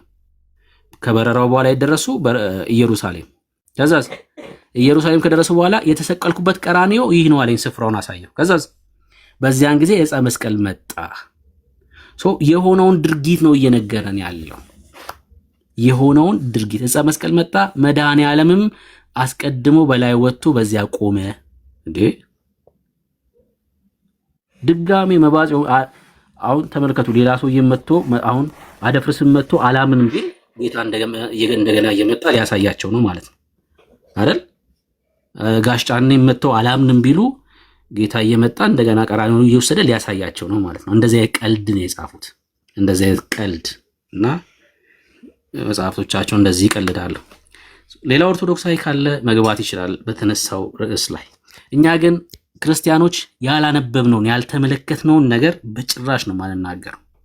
ያላነበብነውን ያላየነውን ነገር ኦርቶዶክስ ብለን መጽሐፍቶቿ ላይ የሌለውን ነገር በጭራሽ አናወራ። አንተ አትመጥንም በቃ ለውይይቱ ኦልሬዲ የክርስቶስን ምልጃ ማምናሃል። ሌላ ኦርቶዶክሳዊ በርዕሱ ላይ ማውራት የሚችል መግባት ይችላል።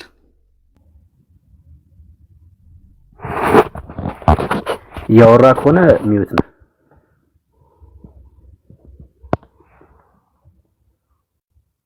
ወገኖች ይሰማሉ? ነው መሲ ይሰማሉ? እሺ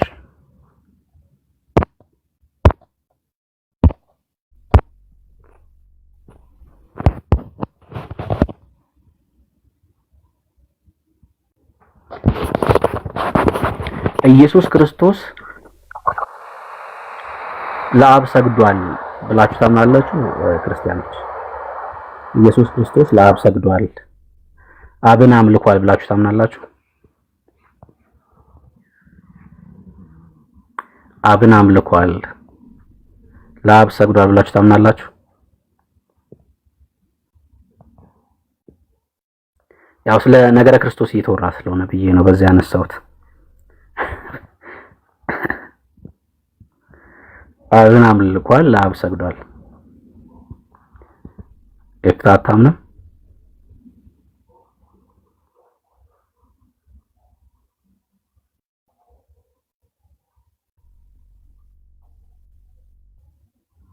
በፍጹም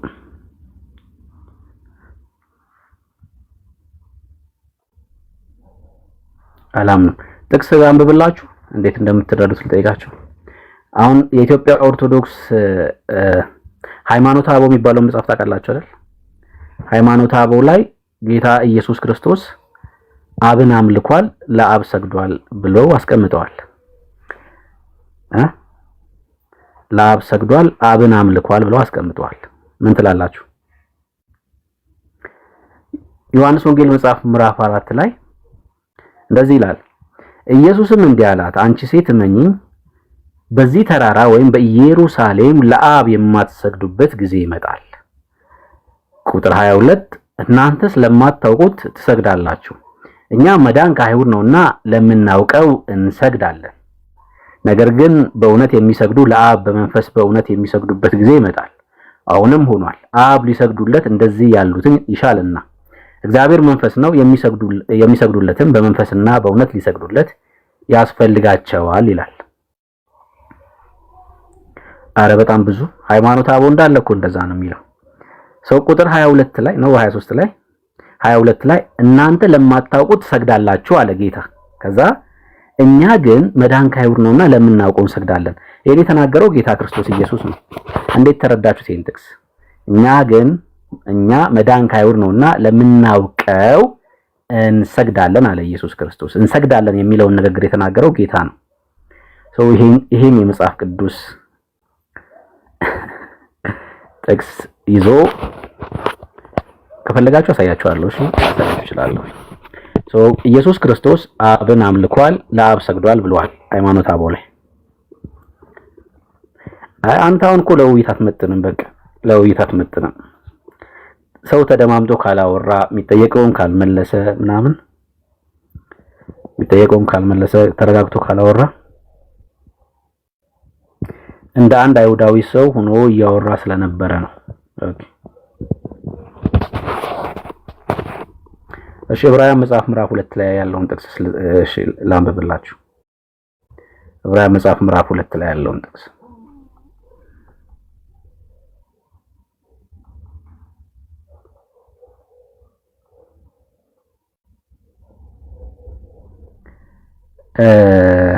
ብዙ ልጆችን ዕብራውያን መጽሐፍ በስጋ ወራት እኮ በስጋ ወራት ነው። በስጋ ወራት ነው። ብዙ ልጆችን ወደ ክብር ሲያመጣ የመዳናቸውን ራስ መከራ ይፈጽም ዘንድ ዕብራውያን 2:10 ከእርሱ የተነሳ ሁሉ በእርሱ ሁሉ ለሆነው ለእርሱ ተገብቶታልና የሚቀድሰውና ኢየሱስ የሚቀደሱት ከአንድ ናቸው፣ እኛ ማለት ነው ክርስቲያኖች። ስለዚህ ምክንያት ስምህን ለወንድሞቼ እነግራቸዋለሁ፣ በማህበርም መካከል በዜማ አመሰግንሃለሁ። ደግሞም እኔ በእርሱ ታመናለሁ። ደግሞም እነሆኝ እኔ እግዚአብሔርን የሰጠኝ ልጆች ሲል ወንድሞች ብሎ ሊጠራቸው አያፍርም ይላል። እንዴት ትረዱታላችሁ ይህን ጥቅስ?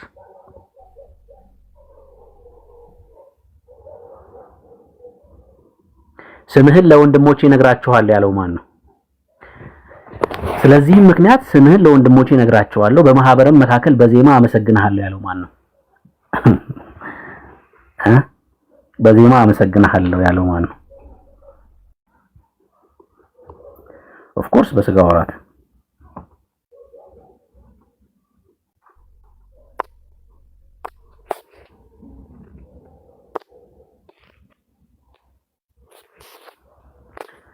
ጸሐፊው እንደዛ ያለው። ስለዚህ ምክንያት ስምህን ለወንድሞቼ እነግራቸዋለሁ ያለው ጸሐፊው ነው። ስምህን ለወንድሞቼ እነግራቸዋለሁ፣ በማህበር መካከል በዜማ አመሰግንሃለሁ። ተመልከቱት። እሺ በቃ ማየት ነው፣ ዝም ብሎ ማየት ነው። እሺ ሌላ ኦርቶዶክሳዊ አለ? ሌላ ኦርቶዶክሳዊ መግባት የሚችል ካለ ሌላ ኦርቶዶክሳዊ መግባት የሚችል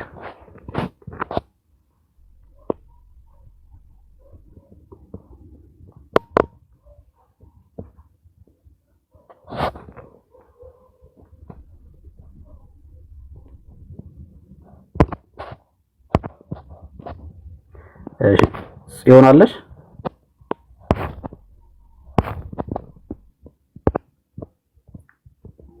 ጽዮን መሲ አላችሁ?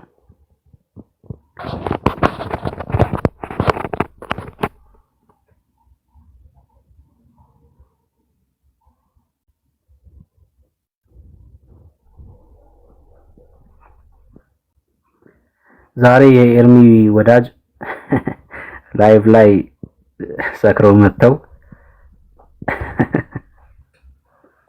አይታችሁታል። እሱም ቪዲዮ አይታችሁታል። እሱም ቪዲዮ የኤርሚ ወዳጅ ላይቭ ላይ ሰክረው መተው ዛሬ እንግዲህ እኛን ስለተሳደቡ ፖስት አድርጌዋለሁ ቪዲዮውን፣ እኛን ስለተሳደቡ ማለት ነው። እዛውም ጸያፍ የሆነ ነገር ሲናገሩ ስለሰማዋቸው እዚህ መተው ብዙ ጊዜ የሚወያዩ ሰው ናቸው። ቪዲዮውን ፖስት አድርጌዋለሁ እኛን ሲሳደቡ ስለነበረ ማለት ነው። ወደፊት መተው መወያየታቸው ስለማይቀር ሜላ ያለ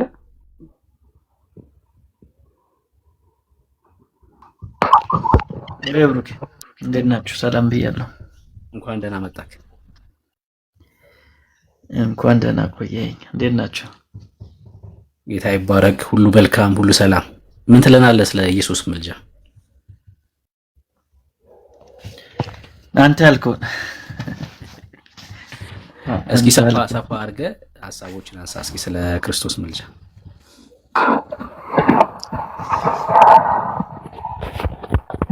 እሺ የሚወያይ ሰው ቢኖር አሪፍ ነበር። ከሌለ ግን የኢየሱስ ምልጃ ምንድነው የሚለው ላይ ትንሽ ነገር ማስቀመጥ ይቻላል።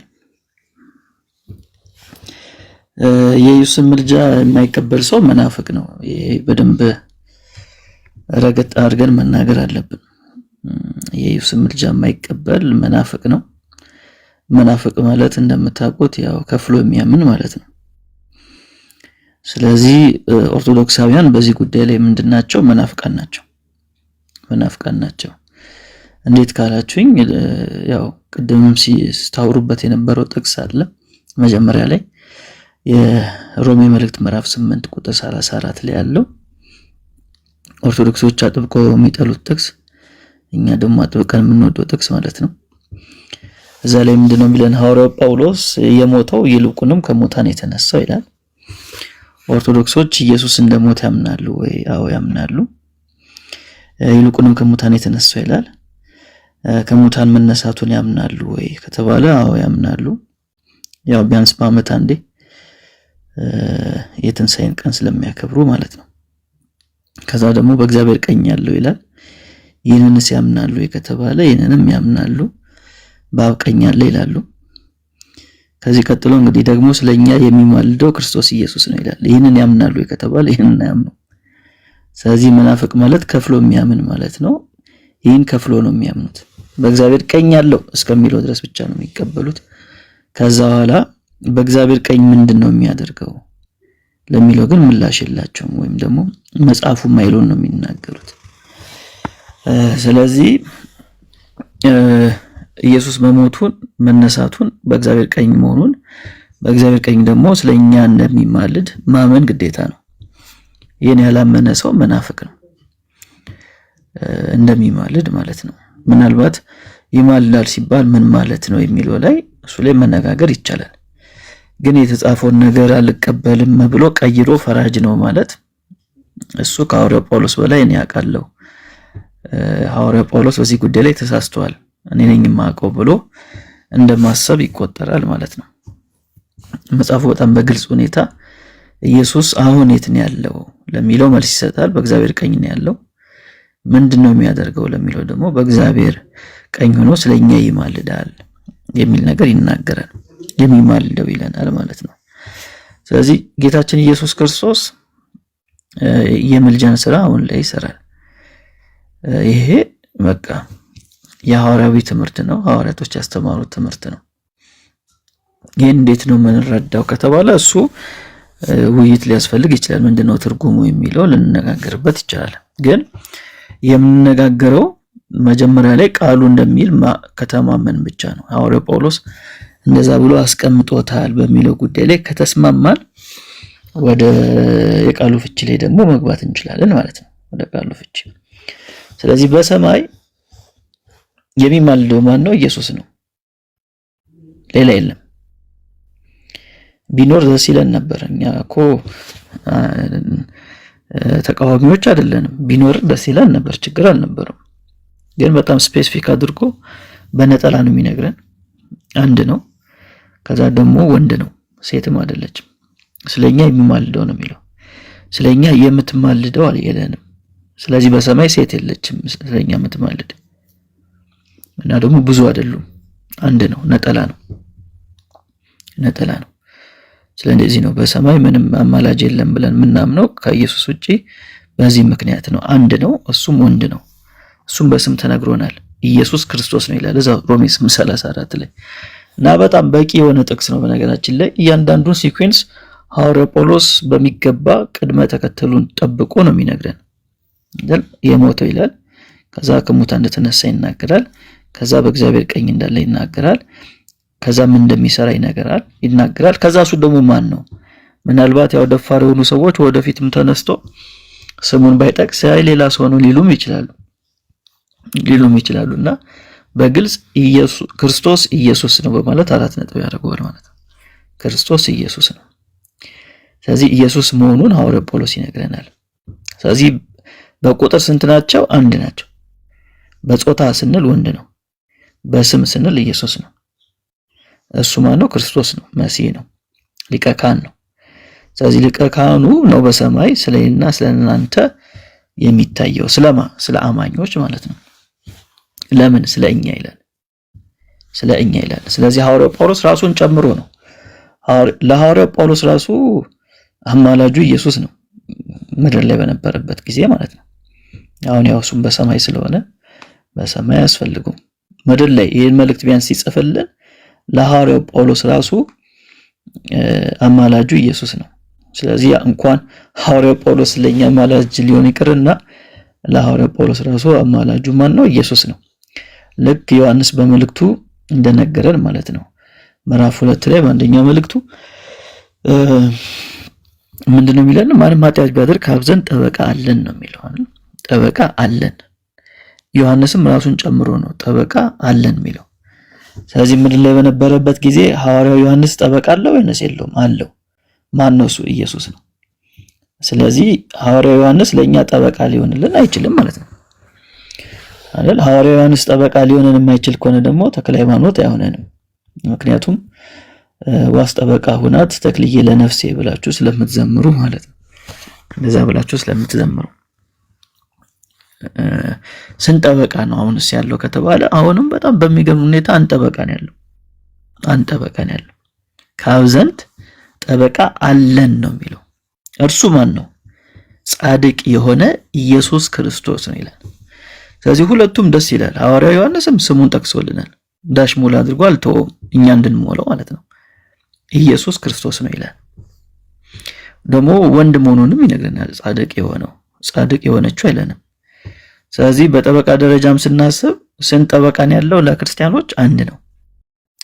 ለአማኙ ኮሚኒቲ ማለት ነው አንድ ጠበቃ ነው ያለው። አንድ ወንድ የሆነ ጠበቃ አለ ማለት ነው። በሰማይ ወንድ የሆነ ጠበቃ አለ። በምድር ታውቃላችሁ የሆነ ወንጀል ስትሰሩ እና ፍርድ ቤት ስትቀርቡ ጠበቃ በገንዘባችሁ መግዛት ማችሉ ከሆነ ወይም ማቆም ማችሉ ከሆነ መንግስት ያቆምላችኋል፣ አቅም ከሌላችሁ። ስለዚህ እኛ ለሰራነው ኃጢአት ለምንሰራው በደል አቅም የለንም አይደል? ዳኛው ፊት የመቆም አቅም የለንም። ስለዚህ አባቁሙልናል ይህን ጠበቃ ማለት ነው። ይህን ጠበቃ አባቁሙልናል። ከአብ ጋር ደግሞ አንድ ናቸው፣ በመለኮት በባህሪ አንድ ናቸው። አንድ መለኮት ነው ያለው። ስለዚህ ፍጹም ስምምነት አላቸው። ስለዚህ ኢየሱስ ጠበቃዬ ከሆነ ኬዙ እንዳሸነፍኩ እርግጠኛ ነኝ ማለት ነው። ምንም ጥያቄ የለውም። ምክንያቱም ለጊዜ ከሳሽ ስላለ ማለት ነው። ስለዚህ ኬዙን ምን አድርገናል? ኦልሬዲ ያሸንፈናል። ኢየሱስ ጠበቃችን ሲሆን በምድር እንኳን እንደምታውቁት በቃ በጣም አለ የተባለ ጠበቃን ከያዛችሁት በቃ እንዳሸነፋችሁት ቁጠሩ ይባላል። ስለዚህ ኢየሱስ ክርስቶስ ደግሞ ጠበቃችን ነው። በሰማይ ደግሞ እኛን ወኪል ነው። የኛ ሰው ያለ ነው በሰማይ። ሊቀ ካህኑ እሱ ነው። ስለኛ የሚታየው እሱ ነው። ስለዚህ ኢየሱስን የሚያክል ጠበቃ ካለን የትኛውም አይነት ኬዝ በእኛ ፊት ድል ሊያደርግ አይችልም ማለት ነው። ድል ሊያደርግ አይችልም። ስለዚህ ለአማኞች ዋስትናችን ኢየሱስ ጠበቃችን በመሆኑ ነው፣ አማላጃችን በመሆኑ ነው። የምልጃው አገልግሎት ስለሚጠብቀን ማለት ነው። ስለሚጠብቀን ነው። ጴጥሮስ ክዶ በዛው እንዳይቀር ያደረገው የኢየሱስ ክርስቶስ የምልጃ ስራ ነው። የኢየሱስ ክርስቶስ የምልጃው ስራ ነው። እንደምታውቁት ያው ክዶት ነበር አይደል? በኋላ ላይ ግን ተመለሰ፣ በንስሐ ተመለሰ፣ ተጸጸተ። እንዲመለስ ያደረገው ምንድነው? ጴጥሮስን ከተባለ ኢየሱስ ክርስቶስ አስቀድሞ ስለ ጴጥሮስ ምልጃን ስላቀረበ ነው። ይሄ ነው ምክንያቱ። ሌላ ምንም ሚስጥር የለውም። ሌላ ምንም ሚስጥር የለውም። ኢየሱስ አስቀድሞ ለማን ምልጃን አድርጓል? ለጴጥሮስ አድርጎለታል። ለጴጥሮስ ምልጃን አድርጎለታል። ሰይጣን እንደ ስንዴ ሊያበጥራችሁ ለመነ ይላል። ግን እምነት እንዳይጠፋ ስላንተ ምን አደረኩ? አማለጥኩ በማለት ኢየሱስ ክርስቶስ ስለ ጴጥሮስ ምልጃን ማቅረቡን በሚገባ ተናግሮናል ማለት ነው። ራሱ ጌታ ኢየሱስ ተናግሯል። ስለዚህ የጴጥሮስ እምነቱ እንዳይጠፋ ያደረገው ምንድነው? የኢየሱስ ክርስቶስ ምልጃ ነው የጠበቀው ማለት ነው፣ በዛው እንዳይጠፋ። ስለዚህ ዛሬም እኔና እናንተን የሚጠብቀን የኢየሱስ ክርስቶስ ምልጃ ነው ማለት ነው። የኢየሱስ ክርስቶስ ምልጃ ነው። ስለዚህ ለአማኞች የሚደረግ ጥባቆት ዋስትና የኢየሱስ ምልጃ ነው። እሱን ልንነጣጥለው አንችልም።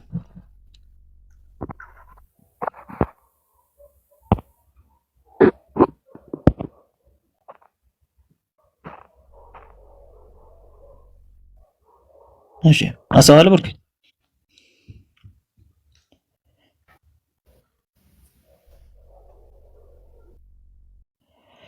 እሺ። ስለዚህ እዚህ ላይ ጥያቄ ሐሳብ ካላችሁ ማውራት እንችላለን።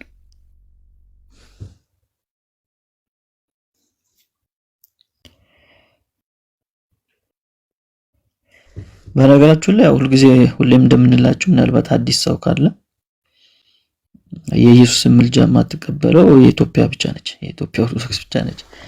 ሌሎቹ አህት አብያተ ክርስቲያናት የሚባሉት ኢየሱስ አማላጅ እንደሆነ ያምናሉ፣ ኢንተርሲድ እንደሚያደርግ ያምናሉ። ኦርቶዶክስም ያው በአንድምቷ ስለኛ ይከራከራል ትላለች። ስለኛ ይከራከራል ብላ ተርጉሟለች። እውነት ነው፣ ስለኛ ይከራከራል። በዛም ማየት እንችላለን። ስለኛ ይከራከራል፣ ጠላትን ድል ይነሳል፣ ጠላት የሚያመጣውን ክስ ውድቅ ያደርጋል ማለት ነው። ኢየሱስ ጠላት የሚያመጣብን በእኛ ላይ የሚያመጣውን ክስ ውድቅ ያደርጋል። ስለዚህ ስለኛ ምን ያደርጋል? ይከራከራል። ስለኛ ይከራከራል፣ ድል ይነሳል ማለት ነው። ለምን? ስለኔ ኃጢአት፣ ስለኔ በደል የፈሰሰ ደም አለ፣ የፈሰሰ ደም አለ። ስለዚህ የትኛውም ኃጢአት ከዚህ ደም የበለጠ ስላልሆነ አማኙ የሚጠበቅበት በእምነት ወደዚህ ወደ ጸጋው ዙፋን መቅረብ ነው። ስለዚህ ወደ ሱቅ እስከቀረብን ድረስ በዛ ደም ምን ያደርጋል? ያነጻናል ማለት ነው። በሞቱ ያነጻናል፣ ድልን እናገኛለን። ስለዚህ የትኛውም ክስ በኢየሱስ ፊት አቅም አይኖረው። ኦሬዲ የተከፈለ ነገር ስላለ ማለት ነው። ኦሬዲ የተከፈለ ነገር ስላለ እና ይሄ ነገር ከገባን እንግዲህ እኛ ጠበቃለን ብለን ዝም ብለን ደግሞ እንደፈለግን እንሁን ማለት አይደለም። እንደዛ ደግሞ አይቻልም። ከልብ የሆነ መመለስ ነው የሚያስፈልገው። ስለዚህ እንደፈለግን ሁነን ጠበቃለን እንደሱ አይሆንም። ግን ያው በዚህ ምድር ላይ እስካለን ድረስ በኃጢአት ኢንቫይሮንመንት ውስጥ ነው ያለነው፣ በወደቀው ዓለም ውስጥ ነው ያለነው።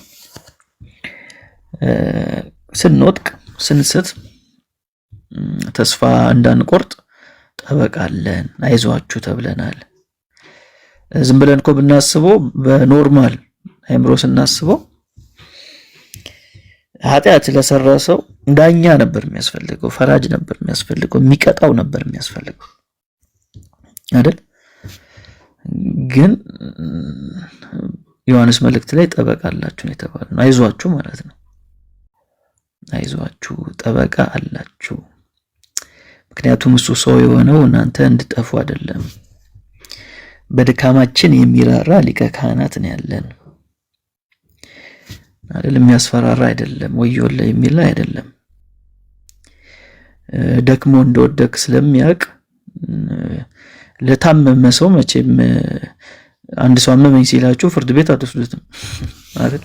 ሐኪም ቤት ነው የምትወስዱት። አንድ ሰው ራሴን አመመኝ ቢላችሁ እና ልደታ ችሎት ልውሰዳ አትሉትም። ጥሩ ፍርድ ቤት አውቃለሁ አትሉትም። የምትሉት ምንድነው? ወደ ሐኪም ቤት ወይም ደግሞ መድኃኒት ጠቁሙታላችሁ። እና በኃጢአት ለደከመ ሰው የሚያስፈልገው ፍርድ አይደለም፣ የሚያስፈልገው መድኃኒት ነው፣ የሚያስፈልገው ፈዋሽ ነው። ስለዚህ በኃጢአት የደከማችሁ ሰዎች ካላችሁ መሸሽ አይደለም መፍትሄው መቅረብ ነው አይደል? ችግሩን የደበቀ ህመሙን የደበቀ መድኃኒት አይገኝለትም ይባላል። ስለዚህ ችግራችሁን ተናገሩ ነው፣ ተናዘዙ፣ ወደ ኢየሱስ ቅረቡ። ኢየሱስ ደግሞ ሐኪምም መድኃኒትም ነው፣ ሁለቱም ነው። የሆነ መድኃኒት ሌላ ቦታ ያዝላችሁ፣ እሱ ራሱ ሐኪም ነው፣ እሱ ራሱ መድኃኒት ነው። ስለዚህ ስትደክሙ የበለጠ የምትርቁት ከሆነ ምንም መፍትሄ አታገኙም። ያላችሁ አማራጭ ምንድነው? ልክ በሽተኛ የሆነ ሰው ወደ ሐኪም ቤት እንደሚሄደው ወይም ደግሞ ወደ ፋርማሲ መድኃኒት ለመግዛት እንደሚሄደው በኃጢአት ስንወድቅ ደግሞ ወዴት ነው የምንሄደው? ወደ ኢየሱስ እንቀርባለን ማለት ነው። ከዛ እሱ ጠበቃ የሚለው አጽናኝ ማለት ነው በሌላ አገላለጥ፣ ወይም ደግሞ እርዳታ በሚያስፈልግ ጊዜ አጋዥ ሆኖ የሚቀርብ ማለት ነው። አጋዥ ሆኖ የሚቀርብ ማለት ነው። ስለዚህ የሚያግዘን ነው። ስንወድቅ ያግዘናል፣ እንድንነሳ ነው የሚያግዘን፣ ደግፎ ያነሳል ማለት ነው። ከዛ በኋላ ደግሞ ድጋሚ እንዳንወድቅ ደግሞ አቅም ይሆነናል፣ ብርታት ይሆነናል ማለት ነው። እና ምናልባት እንደው በዚህ አጋጣሚ ከጌታ የራቃችሁ ሰዎች ካላችሁ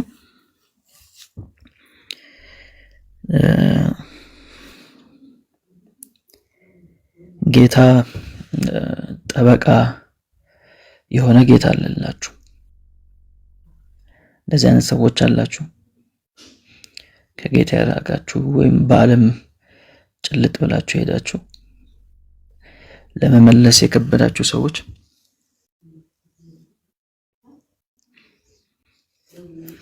እንደዚህ አይነት ሰዎች ካላችሁ ጌታ አለ፣ ዛሬም ይፈልጋችኋል። ያው በህይወት መኖራችሁ እሱን ነው የሚያሳየው። ይህን ድምፅ እንድትሰሙም የሚያደርገው ይህንን ተስፋ አላችሁ የሚለውን ነገር እንድታውቁት ነው ማለት ነው። ስለዚህ በሱ በኩል የኃጢአት ይቅርታ ስላለ እንትን ማለት ትችላላችሁ። ዛሬም መቅረብ ይቻላል። እኛ ጋር እንደምታውቁት የሆነ የተሾመ ካህን የለም ኃጢአትን ምን ነግረው፣ ምክንያቱም ሊቀ ካህን ስላለን ማለት ነው። ሊቀ ካህን ስላለን፣ የሊቀ ካህን ደግሞ በሁሉ ቦታ ሙሉ ነው፣ በሁሉ ቦታ የሚገኝ ነውና ለሱ መናገር ትችላላችሁ፣ ለሱ መናዘዝ ትችላላችሁ። አግዘኝ በሉት ያግዛችኋል፣ አርዳኝ በሉት ይረዳችኋል።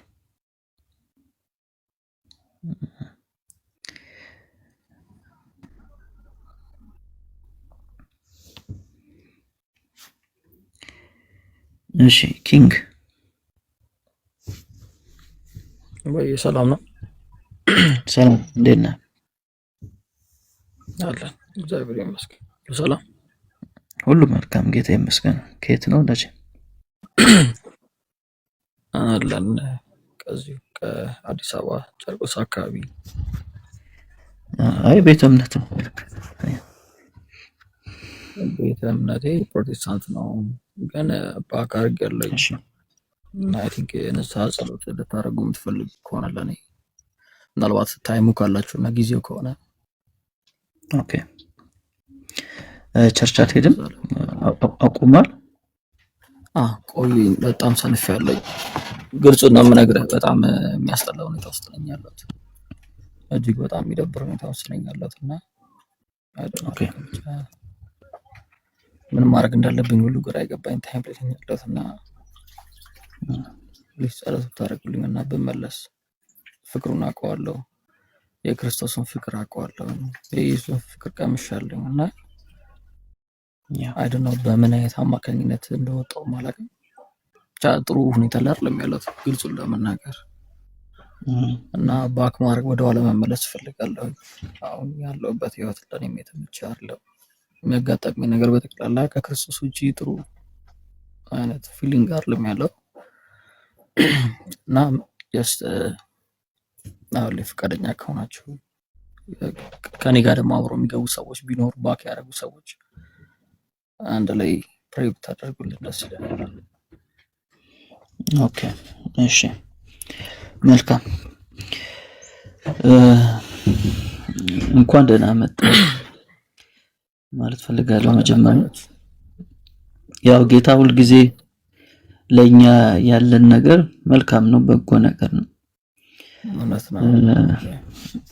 ዛሬም እሱ ፍቅር ነው። ትናንትናም ፍቅር እንደሆነው ዛሬም ፍቅር ነው። ውይ እሱ ነው ማውቃለሁ። ህይወቴ ለውጥ ማግኘት የጀመረው እሱን ካገኘው በኋላ ነው። በፊት ላይ በብዙ ነገር ተተብትቤ ነበር ኖር የነበረው እና በጣም በሚያስጠላና ቆሻሻ በሆነ አይነት መንገድ ነበር ጓዝ የነበረው።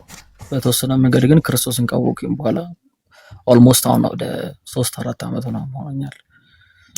ቢያንስ የሆነ የተወሰነ ልቤ ተቀይሯል። በፊት ከነበረኝ ባህሪና ጸባይ የተወሰነ ያህል ተቀይሬያለሁ። የዋህነቱ፣ መልካምነቱ፣ ፍቅሩ ምናምን ልቤ ውስጥ አለ። እኔም ያንን ድርጊት እያደረኩኝ ያለሁት። ከዛ ባሻገር ግን ልወጣበት የማልችልበት አይነት ማጥ ውስጥ ነኝ ያለሁት። አላውቀውም። ያሽከረከረው ምናምን ይከተኛል። የተሻልኩ ለመሆን ሞክራለሁኝ። ነገሮች እንዲቀየሩ በቻልኩት አቅም እጥራለሁ፣ ጸሎት አደርጋለሁ ምናምን። ግን ከሆነ ጊዜ በኋላ ጭራሽ እጅ ሰጠሁኝና ሁሉም ነገር አቅቶኝ ቁጭ ብያለሁና አይደል ነው እንዴት ብዬ እንደማስረዳ አላውቅም ያለሁበት ሁኔታ እና ብቻ ጥሩ ነገር ላይ አይደለም ያለሁት አሁን ላይ። በጣም የሚደብር ነገር ላይ ያለሁት። እሺ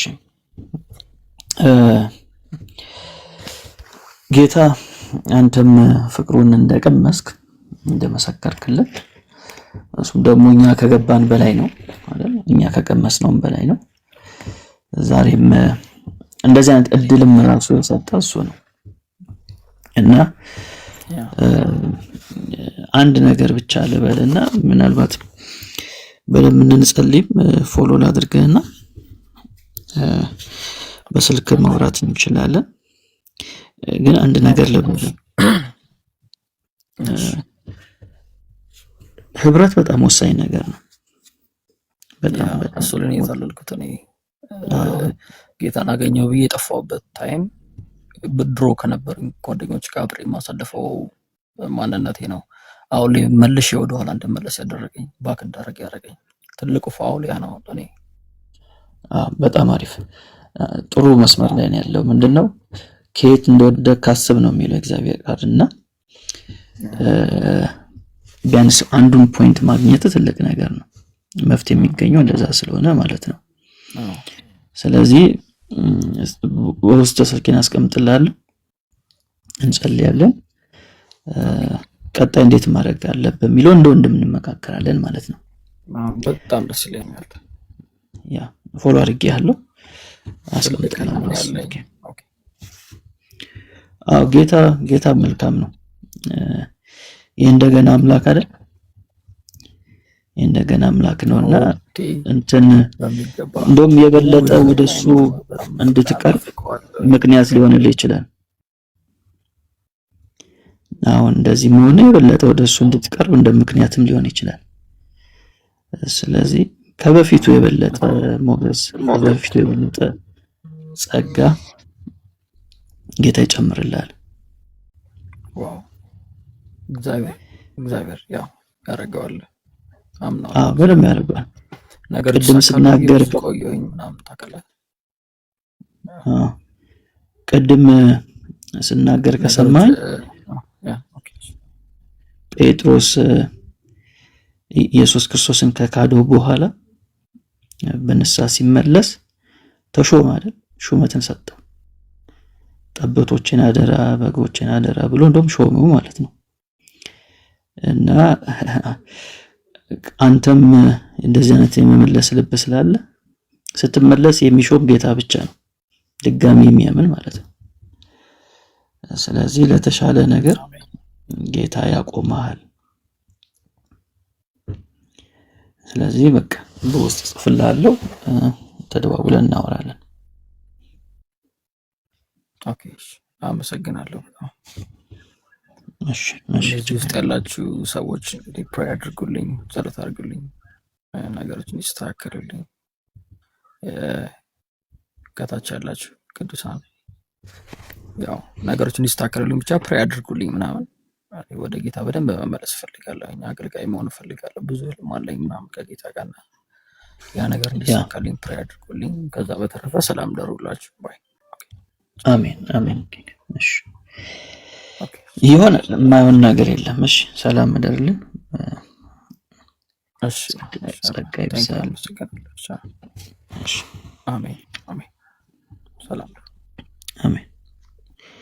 ስለዚህ በቃ ልክ እንደ ወንድማችን ኪንግ ባክ ያደረጋችሁ ሰዎች ያው ውሃ ሲወስድ ታውቃላችሁ አይደል? እያሳሳቀን ይባላል። ቀስ በቀስ ነው ሄዳችሁ በሆነ ሰዓት ላይ ነው ስትነቁ በጣም ርቃችኋልና ለመመለስ ራሱ ግራ ነው የሚገባችሁ። ካም በኋላ ብመለስ እንዴት ነው የሚሆነው ምናምን ነገር። ግን በቃ እድል አለ፣ ዛሬም እድል አለ።